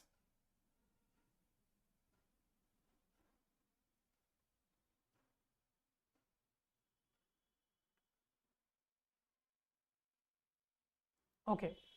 No, it cannot be D. See, first is saying defense in depth involves multiple layer of security control to reduce single point of failure. That's correct. Security option center continuously monitor and analyze security event to detect potential cyber attacks. No, it actually it is true that it continuously monitor and assess the organizations, but it's not cyber attack. It actually monitor continuously the security posture of the organization. Hana, it does what? It actually monitors security posture of the organization. So second is wrong. Okay. Vulnerability assessment penetration testing helps bank identify internal and external vulnerability without requiring mitigation. That's true. So right answer is first and so that's true. That third is true. First and third is correct. So right answer will be C.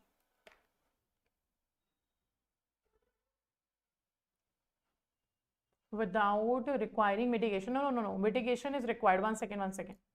Vulnerability assessment and penetration testing we are talking about helps banks identify internal and external vulnerabilities without requiring mitigation. That's true. Without requiring mitigation is true. Defense in depth involves multiple layer of security.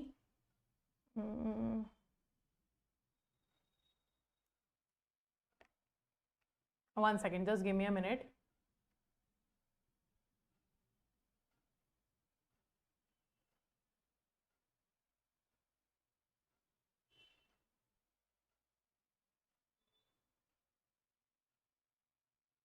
Okay, one second. So first is saying that defense in depth involves multiple layer. That's true. Multiple layers of security control to reduce the single point of failure will be there. Security operations center continuously monitor and analyze the security events to detect the potential cyber attack. Means we can simply say they are trying to detect the security posture. So that will be correct. Second is also correct. The security posture they will be checking. It means they are detecting the chances of attacks of cyber attack. Vulnerability assessment and penetration testing helps bank identify internal external vulnerabilities, but without requiring mitigation. That is wrong. They will be requiring a mitigation. So first and second is correct. First is second is correct. The third is wrong. Mitigation will be required to perform the internal external vulnerabilities identification have to be done with the help of mitigation. So right answer is A. Let's discuss them one by one. First we have a VAPT, vulnerability assessment and penetration testing. It aims at identifying vulnerabilities in the network, server, system infrastructure is the objective of both vulnerability assessment and penetration testing. Okay, and it is security service that are offered by the several companies. Both services have a different purposes and are carried out in order to attain goals that are different but complementary to one another. Okay, so what we are saying, the vulnerability assessment and penetration testing in the network, it aims to do what? It aims to identify vulnerability in the network. The server, the system infrastructure is the objective of both vulnerability assessment and penetration testing. And they are what? They are the security services which are offered by the several companies. And the both services have been different purposes. And they will be what? They will be carried out in order to attain the goals which are different but complementary to one another. Now you can see vulnerability assessment focus on internal organization security. Okay, while the penetration testing focus on the external real world threat. So vulnerability will be checking the internal organization security, but penetration testing will be doing what? It will be focusing on the external real world threat. So banks conduct periodical VAPT exercise through the approved third party vendor, and the observations are classified into high, medium and low risk, and it is mandatory to mitigate with these vulnerability and report to the top management also. So mitigation is definitely required under the vulnerability assessment and penetration testing. So do remember, vulnerability will be checked in the internal organization security and penetration testing will be done on the external real world threat. Okay. Now SCO is what? It consists of an information security team that is in charge of continuously monitoring and assessing organization security posture. So the Chief Information Security Officer heads the operations of the SOC, and the purpose of the team is to detect, analyze, respond to cyber security issues using a combination of the technical solution and as well as solid set of processes. So that's how the team help us. And the Security Operations Center, they monitor, they analyze network, server, endpoint, database, application, website and other system as well for anomalies and could indicate a security event of breach. So this is how the SOC guarantees that possible security issues are recognized, it will be assessed, it will be defended, it will be investigated and then it will be reported accurately on the time. That's what the SOC team is doing. That's a Security Operations Center team. Okay. Now defense in depth we talk about, it is the security strategy in which a succession of security procedure and control are carefully placed throughout a computer network in order to safeguard the network and the information contained within it. So while no single mitigation can prevent all cyber dangers from occurring, when they work together, so they can provide protection against a variety of threats while also providing the redundancies if one method fails. Okay, so simply this strategy can dramatically improve your network security. It can protect against a wide range of attack vendors. Okay, so how many layers will be there? These are the layers. So this is where the data is. And you can see defense in depth layer. After data, we have an application layer, host layer, internal network layer, perimeter layer, physical layer, and then the policy procedure awareness layer. So this is the multiple layer system in which we are securing the data. And that's why it's called as a defense in depth layers. Okay, next. Regarding bank computerization, which of the following statement are correct? Fourth option is saying all. For the bank computerization, which statement is correct?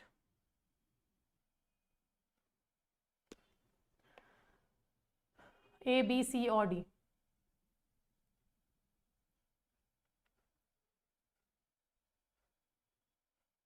First is saying standalone computer system are suitable for multi-user environment and provide the high processing speed. Multi-user system use a central computer server that allows multiple users to connect through the terminals in a network.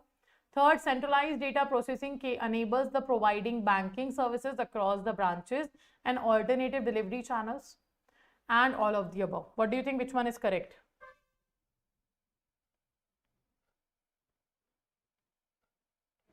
A, B, C or D?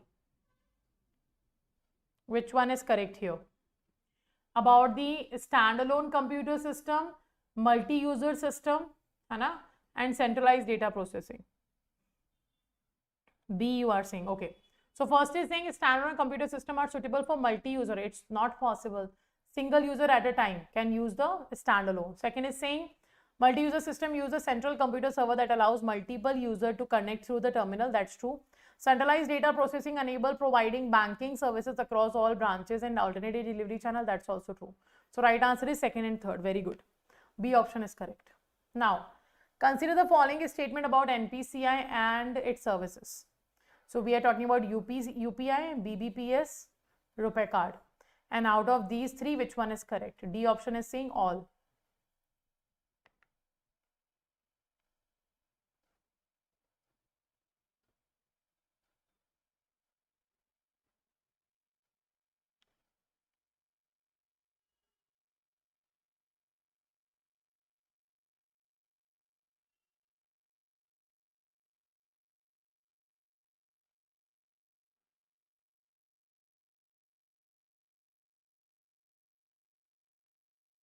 First is saying UPI facilitates instant money transfer across multiple bank accounts using a single mobile application with two-factor authentication. Okay, second is saying that Bharat Bill Payment System is an interoperable platform enabling the bill payment for category like electricity, telecom, water, gas with instant confirmation and compliant redressal mechanism. Third is saying RuPay card are accepted only domestically in India and do not support international transaction. So which one is correct? Definitely first is correct, UPI and Bharat Bill Payment System is correct, but not the RuPay card. So right answer will be 1 and 2. And the right answer will be 1 and 2 is correct. It do support the international transaction. Okay, so right answer is A. 1 and 2 is correct. Next. SIEM platform we are talking about. Also let me know the full form of SIEM.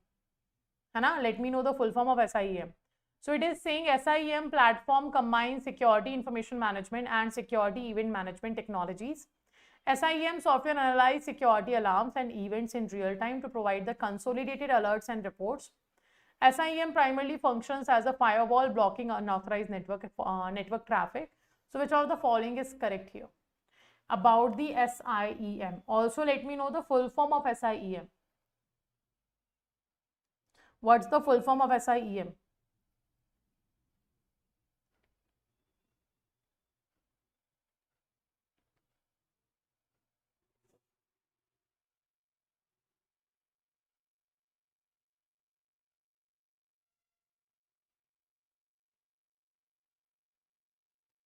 A, B, C or D?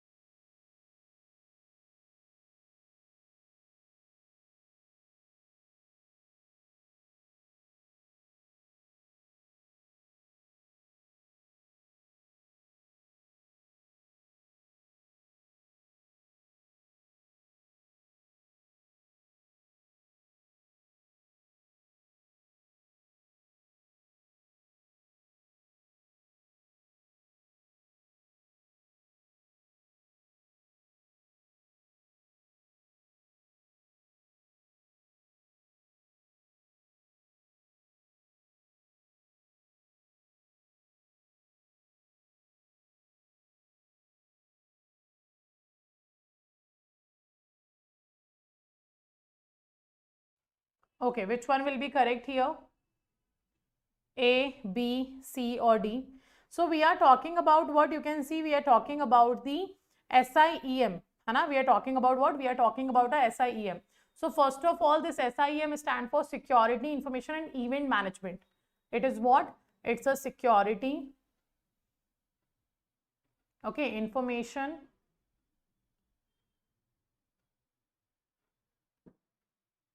and event management.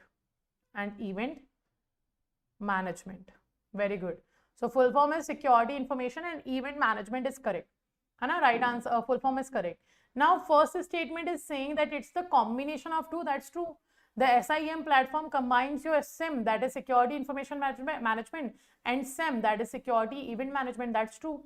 Okay, second is saying so SIEM software analyze security alarm event in real time to provide the consolidated alert and report. That's also true. SIEM primarily function as a firewall blocking unauthorized network traffic. No, it does not. So right answer is 1 and 2. So right answer will be D option. Okay, very good. Right answer is D option.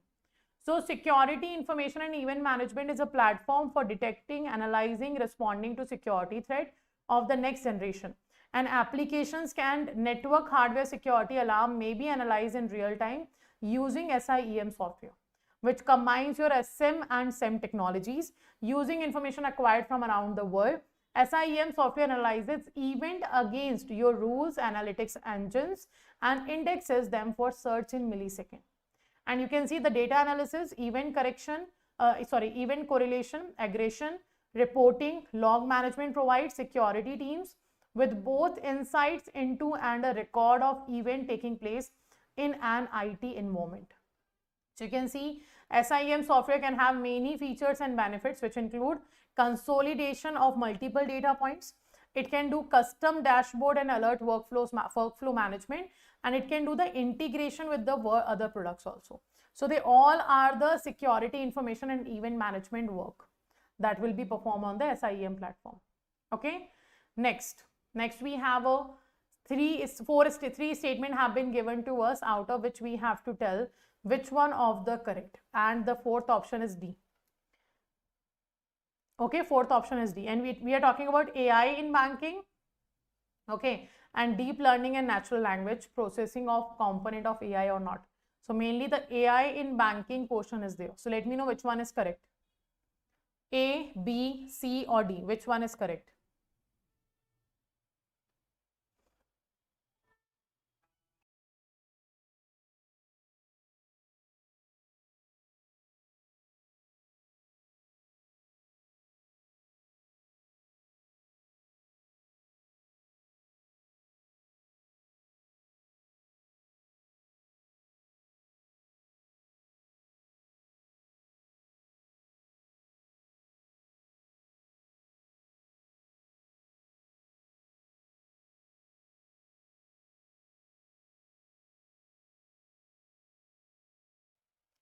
Okay, so which one is correct here? First is saying AI in banking is used for risk management, fraud prevention and customer behavior analytics.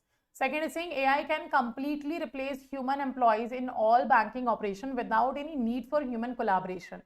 Deep learning and natural language processing are component of AI applied in banking services. So I am getting option 1 and 3rd is correct. Okay, what about others? So first of all, AI in banking used for risk management, fraud prevention and customer behavior is correct. But you cannot completely replace the human employees. You can't do that. Second is definitely wrong. And deep learning and natural language is the processing are the component of AI. That's true. So first and third is correct. Very good. A answer is correct. Now, which of the following is an example of half duplex transmission? Example of half duplex transmission. Commercial radio broadcast, telephone conversation, walkie-talkie, television broadcast. A, B, C or D. Which one is correct here? A, B, C or D. Which one is correct here? Commercial radio broadcast, telephone conversation, walkie-talkie, television broadcast.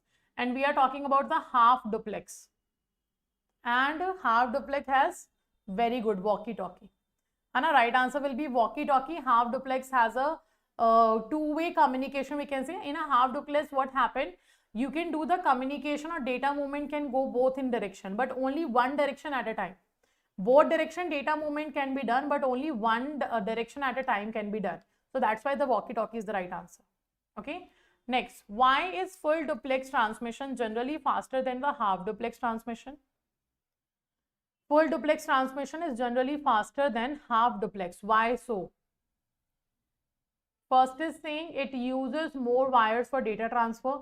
It transmits data in only one direction. It avoids the delay of switching transmission direction. It has a simpler communication protocol. Why it is there? Very good, because it avoids the delay of switching the transmission direction. It is a two-way communication, and both direction at the same time can be done in the full duplex. That's why we can say it avoids the delay of switching the transmission direction. Very good, C is correct. Consider the following statement regarding the simplex transmission, and you have to answer in the simplex transmission which one is correct. Definitely one question every time will be asked on mode of transmission. There are three mode of transmission: half duplex, simplex and fullex. Okay, so and definitely every time one question on this have been asked in the paper. So do remember all the three very carefully. Data transmission occur in only one direction. The sender is capable of receiving data. Commercial radio broadcast is an example of this type of transmission.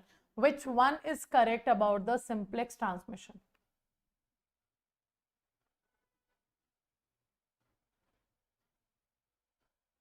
So right answer is C option again, 1 and 3rd. The sender is capable of receiving data at that time? No, he is not. So right answer is the C option. Okay, very good. Now analyze the following statement about the half duplex transmission, and you have to answer which one is correct about the half duplex. First is saying data can move in both directions. Simultaneous two-way communication is possible. A walkie-talkie operates using half duplex transmission. Which one is correct in half duplex?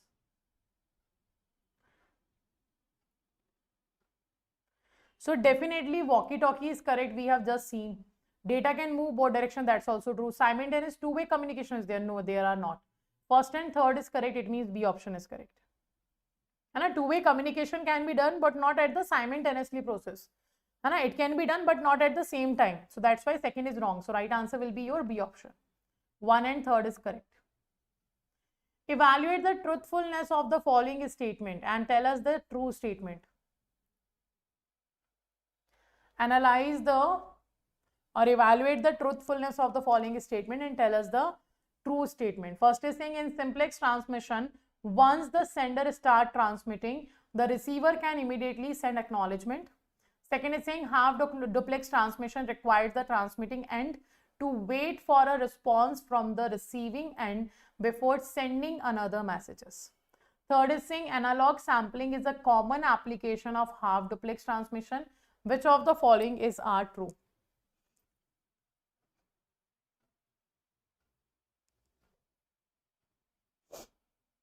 A, B, C or D. Which one is correct here?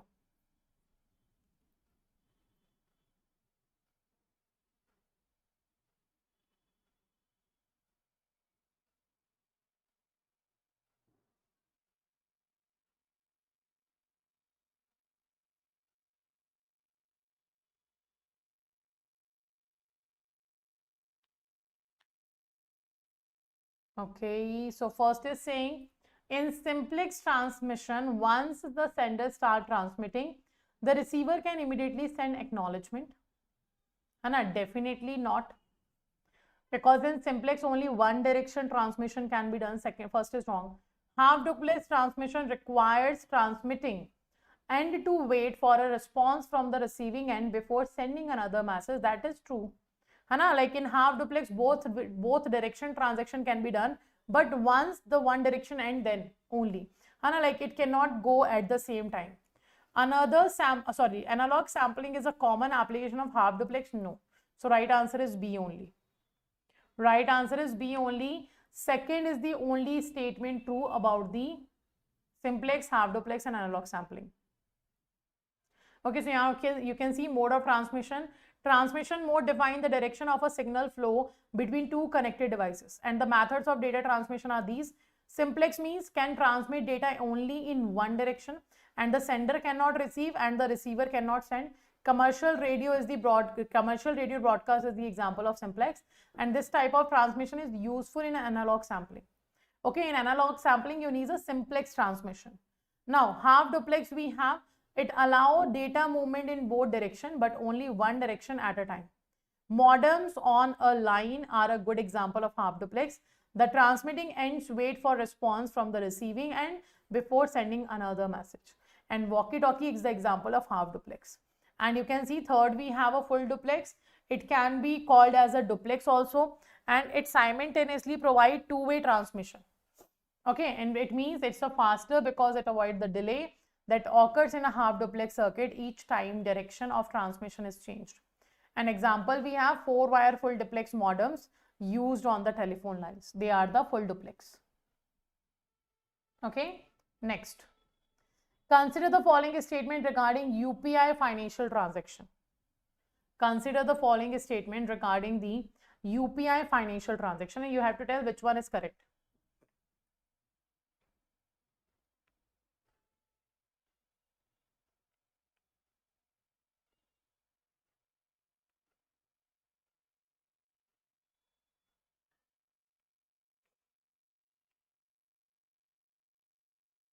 Okay. First is saying a pay request involves the customer receiving funds from another party. Payment address is a pay request can include a mobile number linked with the MMID. Third, a collect request utilizes a virtual ID to pull funds from the remitter. So what do you think, which one is correct here? A, B, C or D? We have to answer financial transaction. Anna, we have to answer what? We have to answer a financial transaction.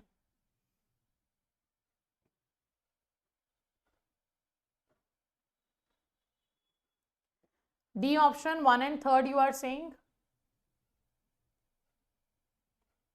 Okay, a pay request involves the customer receiving fund from the another party.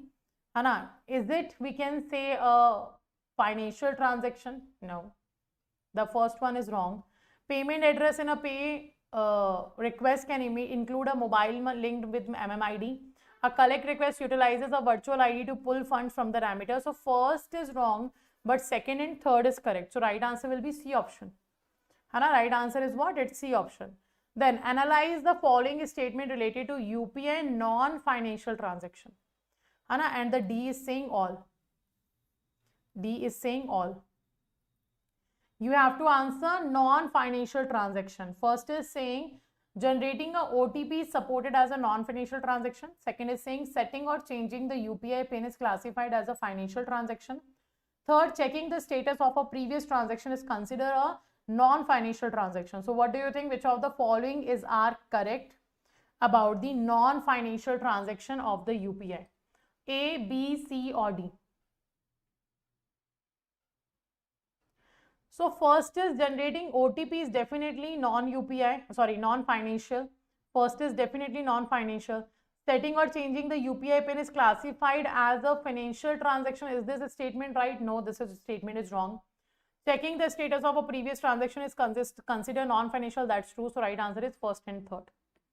Okay, B option will be correct. First and third is correct. Done. Next.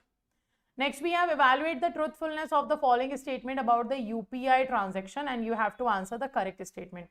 Do make sure everyone who are joining the class late, you watch the session from the very starting. And do make sure you watch the session from the very starting, because a lot of important topics we have discussed in the starting. Okay. So second and third. In the fourth option we have. So we have to answer here that which statement about UPI transaction is true. First is saying both pay request and collect request functionalities allow the initiating customer to send money.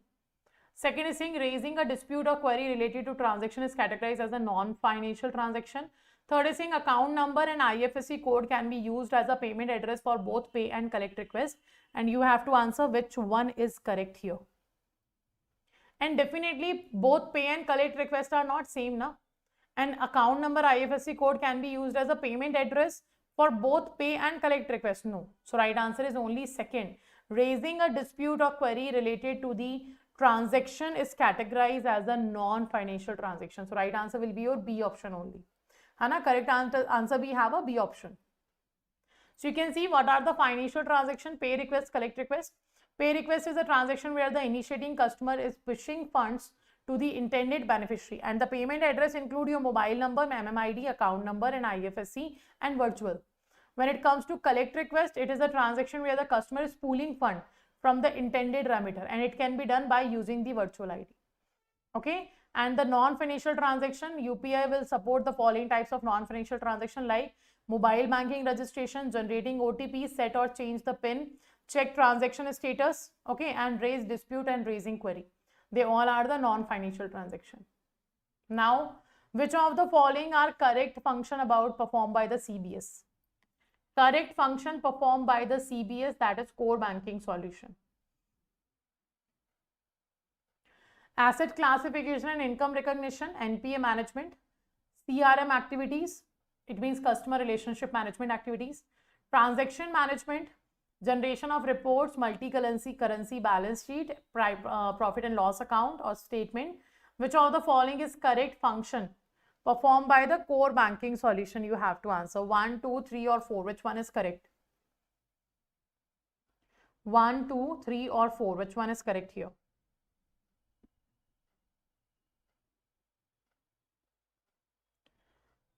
Okay, D, very good. All of these are the functions that will be performed by the CBS. Very good, right answer is D. And you can see these are the functions like customer account management, office account management, loans disbursal and management, cash deposit and withdrawal, your transaction management, online and history will be maintained, inward outward clearing process, then your calculation of interest on advance and deposits, your charges of fee application, your application of minimum balance charges, your transaction charges, your checkbook charges, asset classification, income recognition, NPA management, then CRM activities, then interface with payment system, regulator, third-party service provider, also interface with the alternate delivery channels. Then they are generating reports, multi-currency balance sheet, and profit and loss statement. They all are the functions of core banking solution. Do remember that. CBS is also one of the very important topic because a lot of questions about the CBS have been asked. Okay. So consider the following statement regarding intellectual property. Consider the following statement regarding the intellectual property. First is saying intellectual property is solely owned by corporations and organizations. Second is saying unauthorized use of intellectual property is generally prohibited by law. Third is saying artistic works and innovative processes can be examples of intellectual property. Fourth is saying which of the following are correct. Yes, Naren, so you can watch the session tomorrow as well. The recording of the session will be available already on the channel. Hana, you can watch in the recorded form as well. So only 1, only 2, second and third, first and third. Sorry. Yes, so I guess in the many states, Hana, in the many states we have holiday tomorrow, right? Banks have holiday tomorrow, right? So yeah, you can use your tomorrow's time to cover all of these. Okay. Yeah, definitely. The virtual library, we will be uploading the PDF as well. Definitely it will be done. So which one is correct? So first is saying intellectual property is solely owned by corporation and organization. Can we do that? That this is the what intellectual property will be done. So first is definitely wrong. Unauthorized use of intellectual property is generally prohibited by law. That's true. Artistic work and innovative processes can be example of intellectual property. That's also true. So second and third is true. It means right answer is C. Okay, right answer will be your C option. Done. Next. Intellectual property rights we are talking about. So intellectual property refers to creation of an asset by an individual or anyone using his or her creativity, innovation. Such intellectual property belongs to that individual, and any unauthorized use of such IP is strictly prohibited under the applicable law of land. Some example of intellectual property are artistic works and symbols, innovative process and methods. So intellectual property is divided into two categories, the patent and copyright. One more intellectual rights are there, that is called trademark. Trademark will be done on a logo. So now patent is what? Invention, trademark they have involved in the patent, but it is a third type of category. Then industrial design, geographical indication. Copyright will be literary work like film, music, artistic work, architectural design. So rights related to copyright include those of performing artists in their performance, producers of phonogram in their recording, and broadcasters in their radio and television program. And intellectual property rights are what? They are formal mechanism by which the assets or the properties establish an intellectual asset, and they allow its creator or innovator to use the IP for his or her own benefit and prohibit any third party to use such work. And what is patent? Patent is simply an exclusive right, which is granted for an invention, a product or process. That, like, patent can be a product patent or a process patent, and it have a new way of doing something, or that offers a new technical solution to a problem. So patent provides patent owners with protection for a limited period, like generally 20 years for their invention. Okay, what is the patent? Do remember, it will be done for the period of 20 years, and if we want to move it further, it can be done for the next 20 years. Okay, now consider the following statement regarding the national financial switch, and you have to answer which of the following is correct about the national financial switch. Correct statement about national financial switch.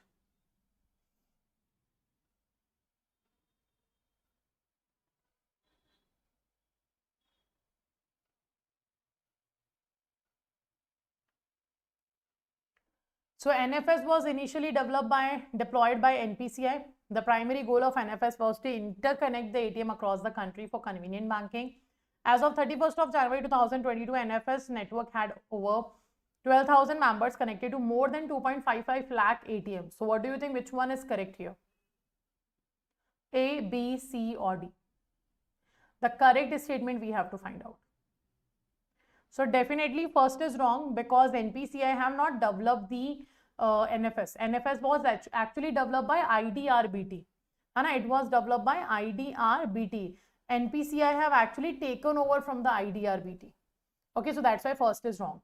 Primary goal of NFS was to interconnect ATM across the country for the convenient banking. That's true. That is true. So as of 31st of January 2022, it was around 12,000 members. We are saying connected, it's not 12,000, it's around 1,200. Over 1,200 members joined the NFS. So definitely the right answer is only 2. C option will be correct. Only 2 is correct. Okay, C option is correct. That says only 2 is correct. And you can see here, largest network of share ATM in India is NFS. It is developed and deployed by the IDRBT in 2004. With the goal of interconnecting the ATM in the country and facilitating convenience banking. So it was taken over by NPCI from IDRBT on 14th December 2009. Okay, and NFS offer following basic services to the member, like cash withdrawal, balance inquiry, pin change, mini statement can be done. And you can see NFS, when we are talking about this, NFS is also provide value-added services on ATM and cash deposit machine to the card holder of participating member banks, like your interoperable cash deposit, mobile banking registration, card to card fund transfer, checkbook request, statement request, then Aadhaar number seeding. They all can be done as a value-added services on ATM and cash deposit machine, which is offered by the National Financial Switch. Okay, it is offered by whom? It is offered by the National Financial Switch. And they all are the value-added services. Okay, now, next question. Consider the following statement regarding white label ATMs. So white label ATMs they are owned and operated by banks other than ones whose customers are using it. As of January 1st, 2022, there are 4 non-bank entities authorized by RBI to operate as a white label ATMs in India. White label ATM prominently display the branding and signage of a specific bank. And which of the following statement about the white label ATM you think is correct? So white label ATM is definitely provided by the non-bank entities. It is definitely provided by whom? It is definitely provided by the non-bank entities. So which one is correct here?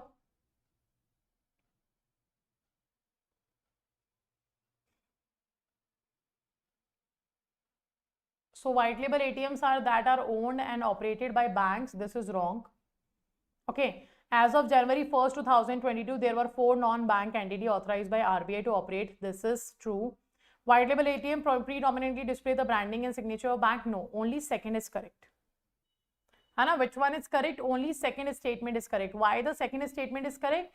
Because definitely the number of the 4 non-bank entity have been authorized by RBI to perform the white label ATM bank.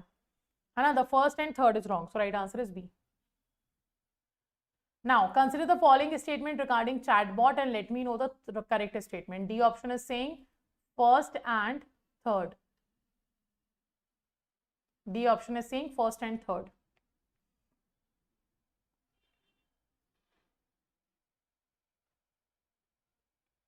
So first is saying chatbots are primarily designed to entertain purposes and lack practical application. Second is saying chatbot functions by mimicking written or spoken human speech to simulate the conversation.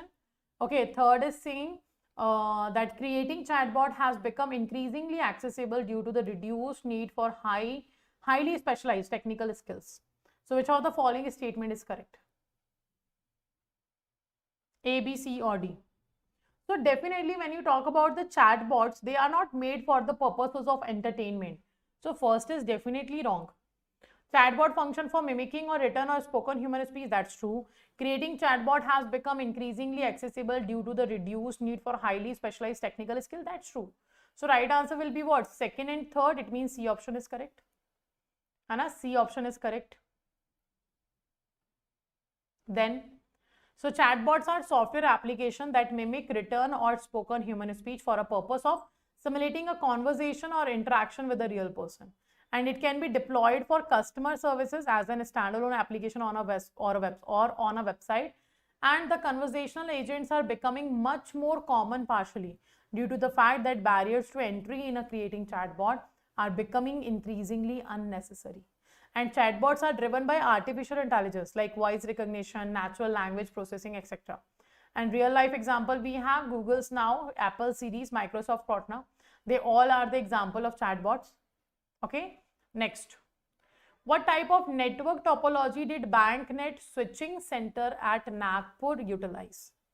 So when you study the network topology, when you study the network, what happened in one exam, I guess it was in October 2024. What happened? Firstly, you let me know the answer of this question, then I will tell what happened. So what type of network topology did the BankNet switching center at Nagpur utilize?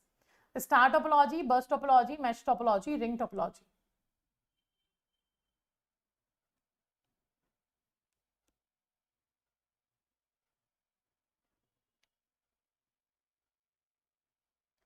A, B, C or D? What's utilized by BankNet? Actually, it is your mesh topology. Right answer is C. And a mesh topology it is. So what happened in October 2024? The question have been asked about the mesh topology. And a lot of bankers says that we have in our syllabus only 4 topology, that is ring, star, bus and tree. Because that's what is defined under the network topology chapter. But no, we have a mesh topology also defined in a book under the BankNet. So that's why the IIBF have asked this.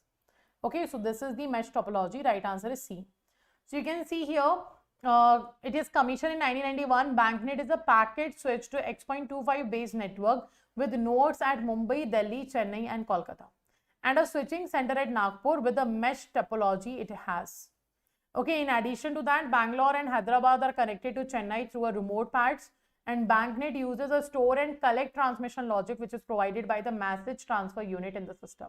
And how this mesh topology works, like what is the physical and logical arrangement of them is. So this is like this. They are like this. All the nodes will be connected with each other individually. All nodes are connected with each other individually. Like this is how they are connected. This is also connected. This is also connected. Every node is connected individually with each other. You can see. I am connecting every node with each other. Okay. And this is how the mesh topology looks like. Okay, this is how the mesh topology looks like. Every node will be connected to each other. That's why it's called mesh. Why? Because it's a kind of messy. Every node is connected to each other. So a lot of cables will be there which is connected to them. So that's why it's called as a mesh. Okay, now, what are the uses of hosting a bank's website on the internet? Uses of hosting a bank website on internet. Dissemination of information, financial advice to highlight non-banking activities, selling financial product, all of the above. Let me know. Uses of hosting a bank's website on the internet.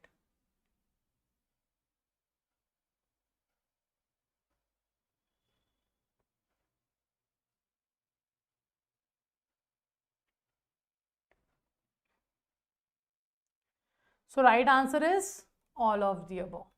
All of these are the uses of hosting your bank's website on the internet. So you can see dissemination of information can be done, financial advice can be given, highlighting the non-bank activities, a node for commerce, selling financial product, account services, they all are the part of your simply hosting your bank website on internet.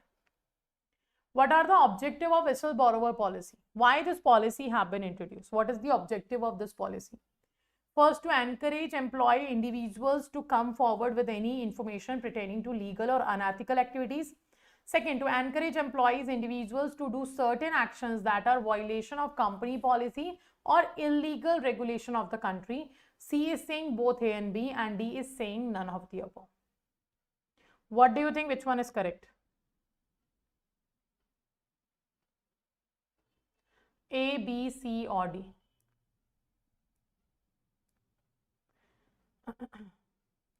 Very good. C, both are correct.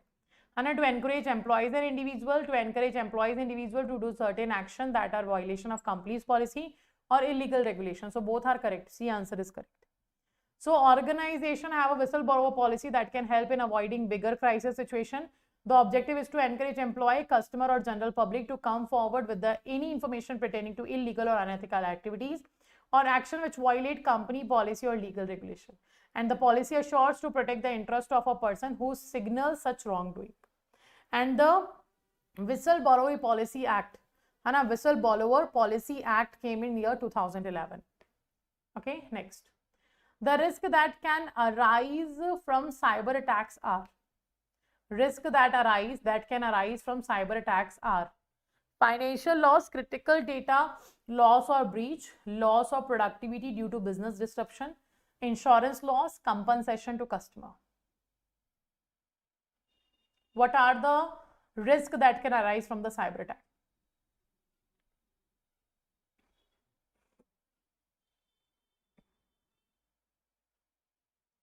A, B, C or D? So definitely one is financial loss, it will be correct. And financial loss can be faced. Critical data loss or breach will be there because of the cyber attack. Loss of productivity due to business disruption will be done. Insurance loss won't be there. Compensation to customer is there. So first, second, third, fifth. Option number A is correct. Option number A will be correct here. Okay, next. So you can see these risks are not specific to banking but are encountered in all type of business activity. So risk cover incorrect decision making which leads to a setback to the business, interruption in activities due to loss of data, hardware, software or peopleware, violation of privacy, direct financial loss due to computer fraud. They all are the risks that can be involved because of the cyber attacks. Now, which one of the following statement best describe the RPA? RPA we have already discussed, robot process automation. So which of the following statement describe the RPA? RPA we have already discussed, right?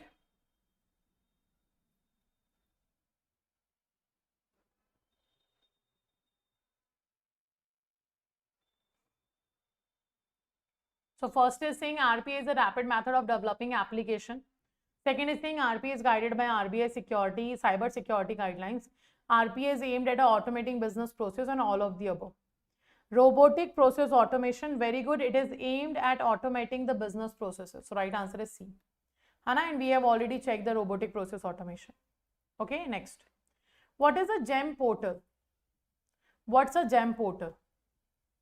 It is a centralized online trading platform for precious stone. It is a government e-marketplace for procurement of goods and services. It is a government portal for emerging technologies, all of the above. A, B, C or D. What is the JAIIB portal?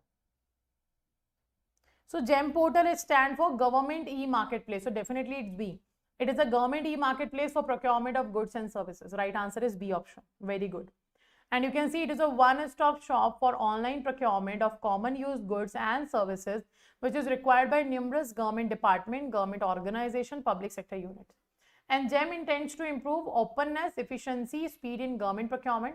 It also includes facilities for direct purchase, e-bidding, reverse e-auction to help the government user to get most bang for their buck.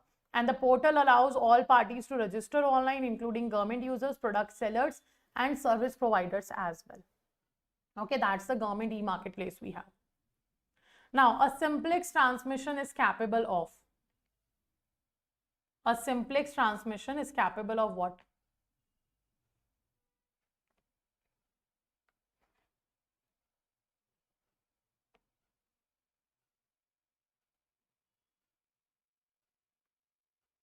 Transmission data only in one direction, data movement in both direction but only at a one direction, providing simultaneous two-way communication, data communication only. And definitely if it's a simplex, only one-way direction transmission will be done. Okay, both way direction in one direction at a time is a half duplex, and two-way communication is a full duplex. That is also called as a duplex only. Okay, so right answer is A. Which one of the following statement is true in relation to the brown label ATM? About brown label ATM, which statement is true? First is saying ATM where a service provider owns the hardware and leases the ATM to banks. The service providers takes the responsibility of maintenance of the ATM where the sponsor bank takes responsibility of a cash management. Third is saying both A and B, and fourth is saying neither. So what do you think, which one is correct here?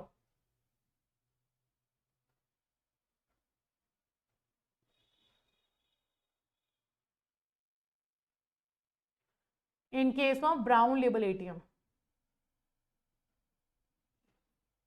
So very good, both are correct, है ना? The ATM where a service provider owns the hardware and leases the ATM to bank, and the bank service provider take the responsibility of maintenance of the ATM, where the sponsor bank takes the responsibility of cash management and connectivity to banking networks, है ना? Connectivity to banking networks. This is also the responsibility of a sponsor bank. Okay, so right answer is C. Next, this is a brown label ATM. Next we have, consider the following statement. Okay, consider the following statement about business ethics and principles in banking. Sorry. And we have to answer which statement is correct. So consider the following statement about the business ethics and the principle in banking. First is saying ethics is a set of moral standard and values that guides human conduct and is universally applicable in society. Second is saying the philosophy of trusteeship emphasizes that capitalists should act as a trustee, using wealth for the benefit of society rather than personal enjoyment. Third is saying fairness in business implies that everyone gets what they want and ensure no competition among firms. So which of the following is correct about the business ethics and principles in banking statement? So definitely first is correct, that ethics is a set of moral standard. It values the guides human conduct and it universally applicable. That's true. Philosophy of trusteeship emphasizes that capitalists should act as a trustee, using the wealth for benefit of society rather than personal enjoyment. That's also true. Fairness in business implies that everyone gets what they want. No, actually right answer is A. 1 and 2 is correct. Anna, right answer is A, that 1 and 2 is correct. Okay. Now, consider the following statement about work ethics and ethical behavior in bank, and you have to answer the correct statement. Sorry. Work ethics and ethical behavior we are talking about. First is saying work ethics involves an employee's attitude towards the job responsibility, relationship with the colleagues, communication with the stakeholder. Second is saying some causes of unethical behavior at workplace include absence of a code of ethics manual, unrealistic performance target, unprincipled leadership. Third is saying Whistleblower policy protect employee who expose wrongdoing, but anonymous complaints are entertained under these policies. So which of the following is correct about work ethics and ethical behavior in a bank?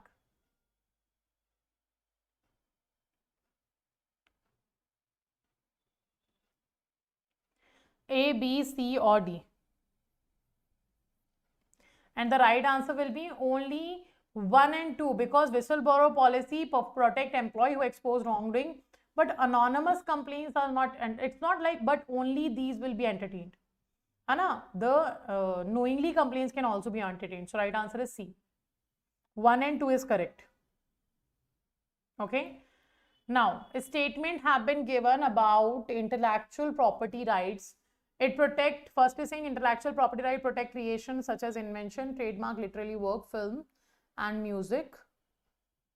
Second is saying banks can use any intellectual property freely since the data belongs to the customer. Third is saying patent generally provide the right to exclude others from the use of invention for a limited period, generally 20 years.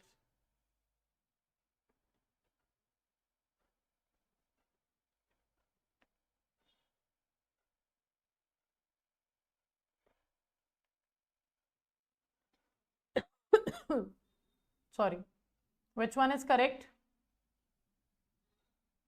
So first is saying intellectual property right protect creation such as invention, trademark, literary work, film and music. That's true. Banks can use any intellectual property freely since the data belong to the customer. Yes. Patent generally provide the right to exclude others from the use of invention for a, the second is wrong. No, second is correct. Use the use of invention for a limited period, generally 20 years. 1 second. Banks can use any intellectual property freely since the data, no, bank cannot do that. So right answer is first and third. I will write here only first and third. So bank cannot use the intellectual property right freely. And that's not allowed. So right answer will be D. First and third. Okay, this we have already covered.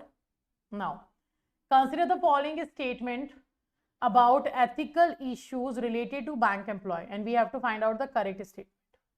Ethical issues related to bank employee. First is saying insider trading by bank employee involves trading stock based on confidential client information not available to the public. Sexual harassment in the workplace include unwelcome sexually determined behavior like a verbal remark and physical contact creating a hostile work environment. Job description based on caste, religious, sex or race is common and accepted practice in banking workplace. So what do you think, which of the following is correct about the ethical issues? A, B, C or D? So first is saying insider trading means you are selling or purchasing the stock on the basis of information which is available to you. Why? Because that person, that company is your client. That's why you have their internal information, but you can't perform trading of shares and any financial instrument on the basis of internal information. So that's why first is correct. Sexual harassment in workplace include unwelcome sexually determined behavior. That's also true. Job discrimination based on caste, religion, sex or race is common and accepted. No, this is not an accepted practice in a banking. So definitely first and second is correct. Option number B is correct. Okay. Job discrimination on the basis of certain factors is not accepted. So insider trading is employees trading based on the internal information of the client which is not available to the public amount is insider trading. Okay, when it comes to job discrimination refers to differentiating employees based on religion, caste, sex or race right from the entry into the job. Working condition, anomalies and promotion, one may observe certain instances of discrimination, though there are let down rules and regulations that should be no discrimination among the employees. So it's not an accepted practice in a bank. Next, sexual harassment. Indian banks have implemented elaborate system of handling the sexual harassment cases, and one can observe increased number of cases have been reported in a larger society in recent, and this can attributed to the transparency in dealing with the cases. So also awareness to the legal resource amongst the employee will be there. So about 2 decades ago, February 1998, the RBI advised all commercial banks to implement the guidelines given by Honorable Supreme Court of India.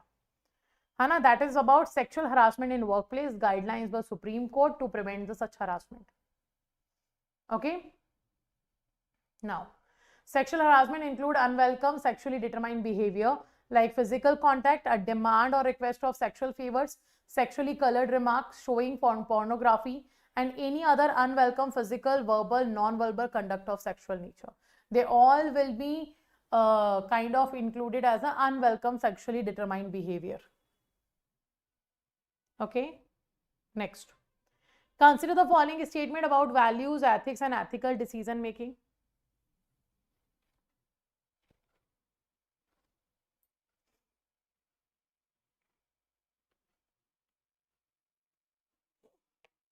And we have to answer which statement is correct.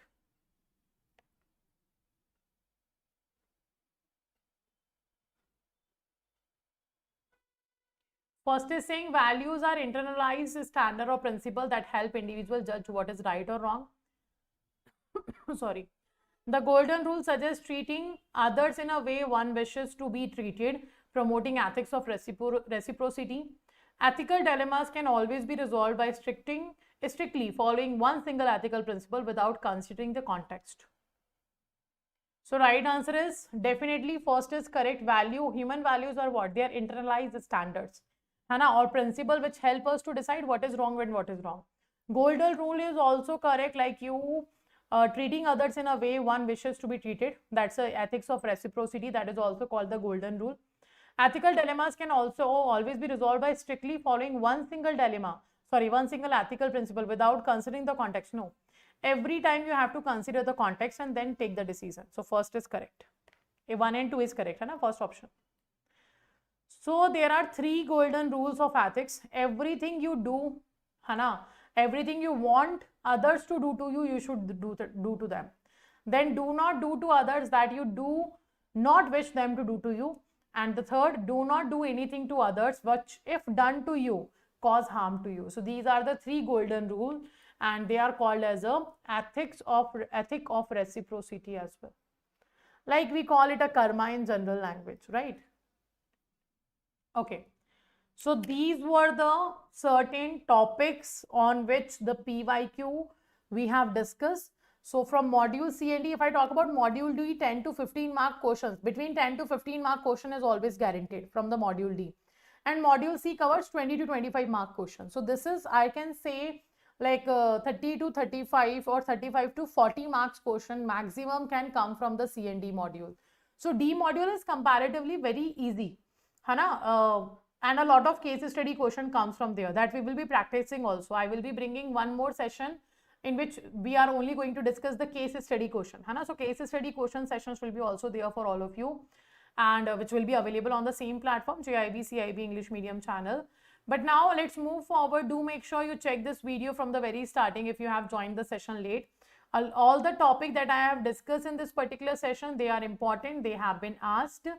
And also, if you are preparing for JAIIB, PPB and AFM, both the subjects, my suggestion to you is, if you haven't enrolled yet in the Power Pack revision batch, you can do that. It is available subject wise, and the overall all the 4 subjects are available, and the mock tests are also available for all the 4 subjects. So the process to enroll is very simple. Click on the batch, do read the offerings. After checking the details, just click on the buy now option, enter a code here Y496 and apply. So once you apply, you get here 79% discount. 1% additional discount will be available to all of you if you use the code Y496 on the application. And do remember, tomorrow a lot of states have holiday, and do utilize this day, because definitely it will help you to go for the self-study or self-revision and practice. Do make sure you give the full-length mock test. Do not make any such mistake which we have done in the IERFS paper. A lot of bankers have said that we haven't practiced the mock test. Although I was keep saying in every session of mine, please go for the mock test, please go for the mock test. So do make sure you are preparing for mock test, you are giving the full-length mock test, checking their solution as well. Okay, so that's all for today. Thank you all for joining this session with me. And the PDF of the same will be available in the virtual library for all of you. And tomorrow we will be coming up with the next session of your A and B PYQ sessions. That will be in the evening on the JAIIB CAIIB English Medium channel again. If you haven't subscribed the channel, do subscribe the channel and press the bell icon so that all the upcoming sessions notification will be given to you. Okay, so thank you all for joining this session with me. Have a great time, and do utilize your holiday of tomorrow in a better way. Okay, so that's all for today. Thank you all for joining this session with me. Take care. Good night to all of you.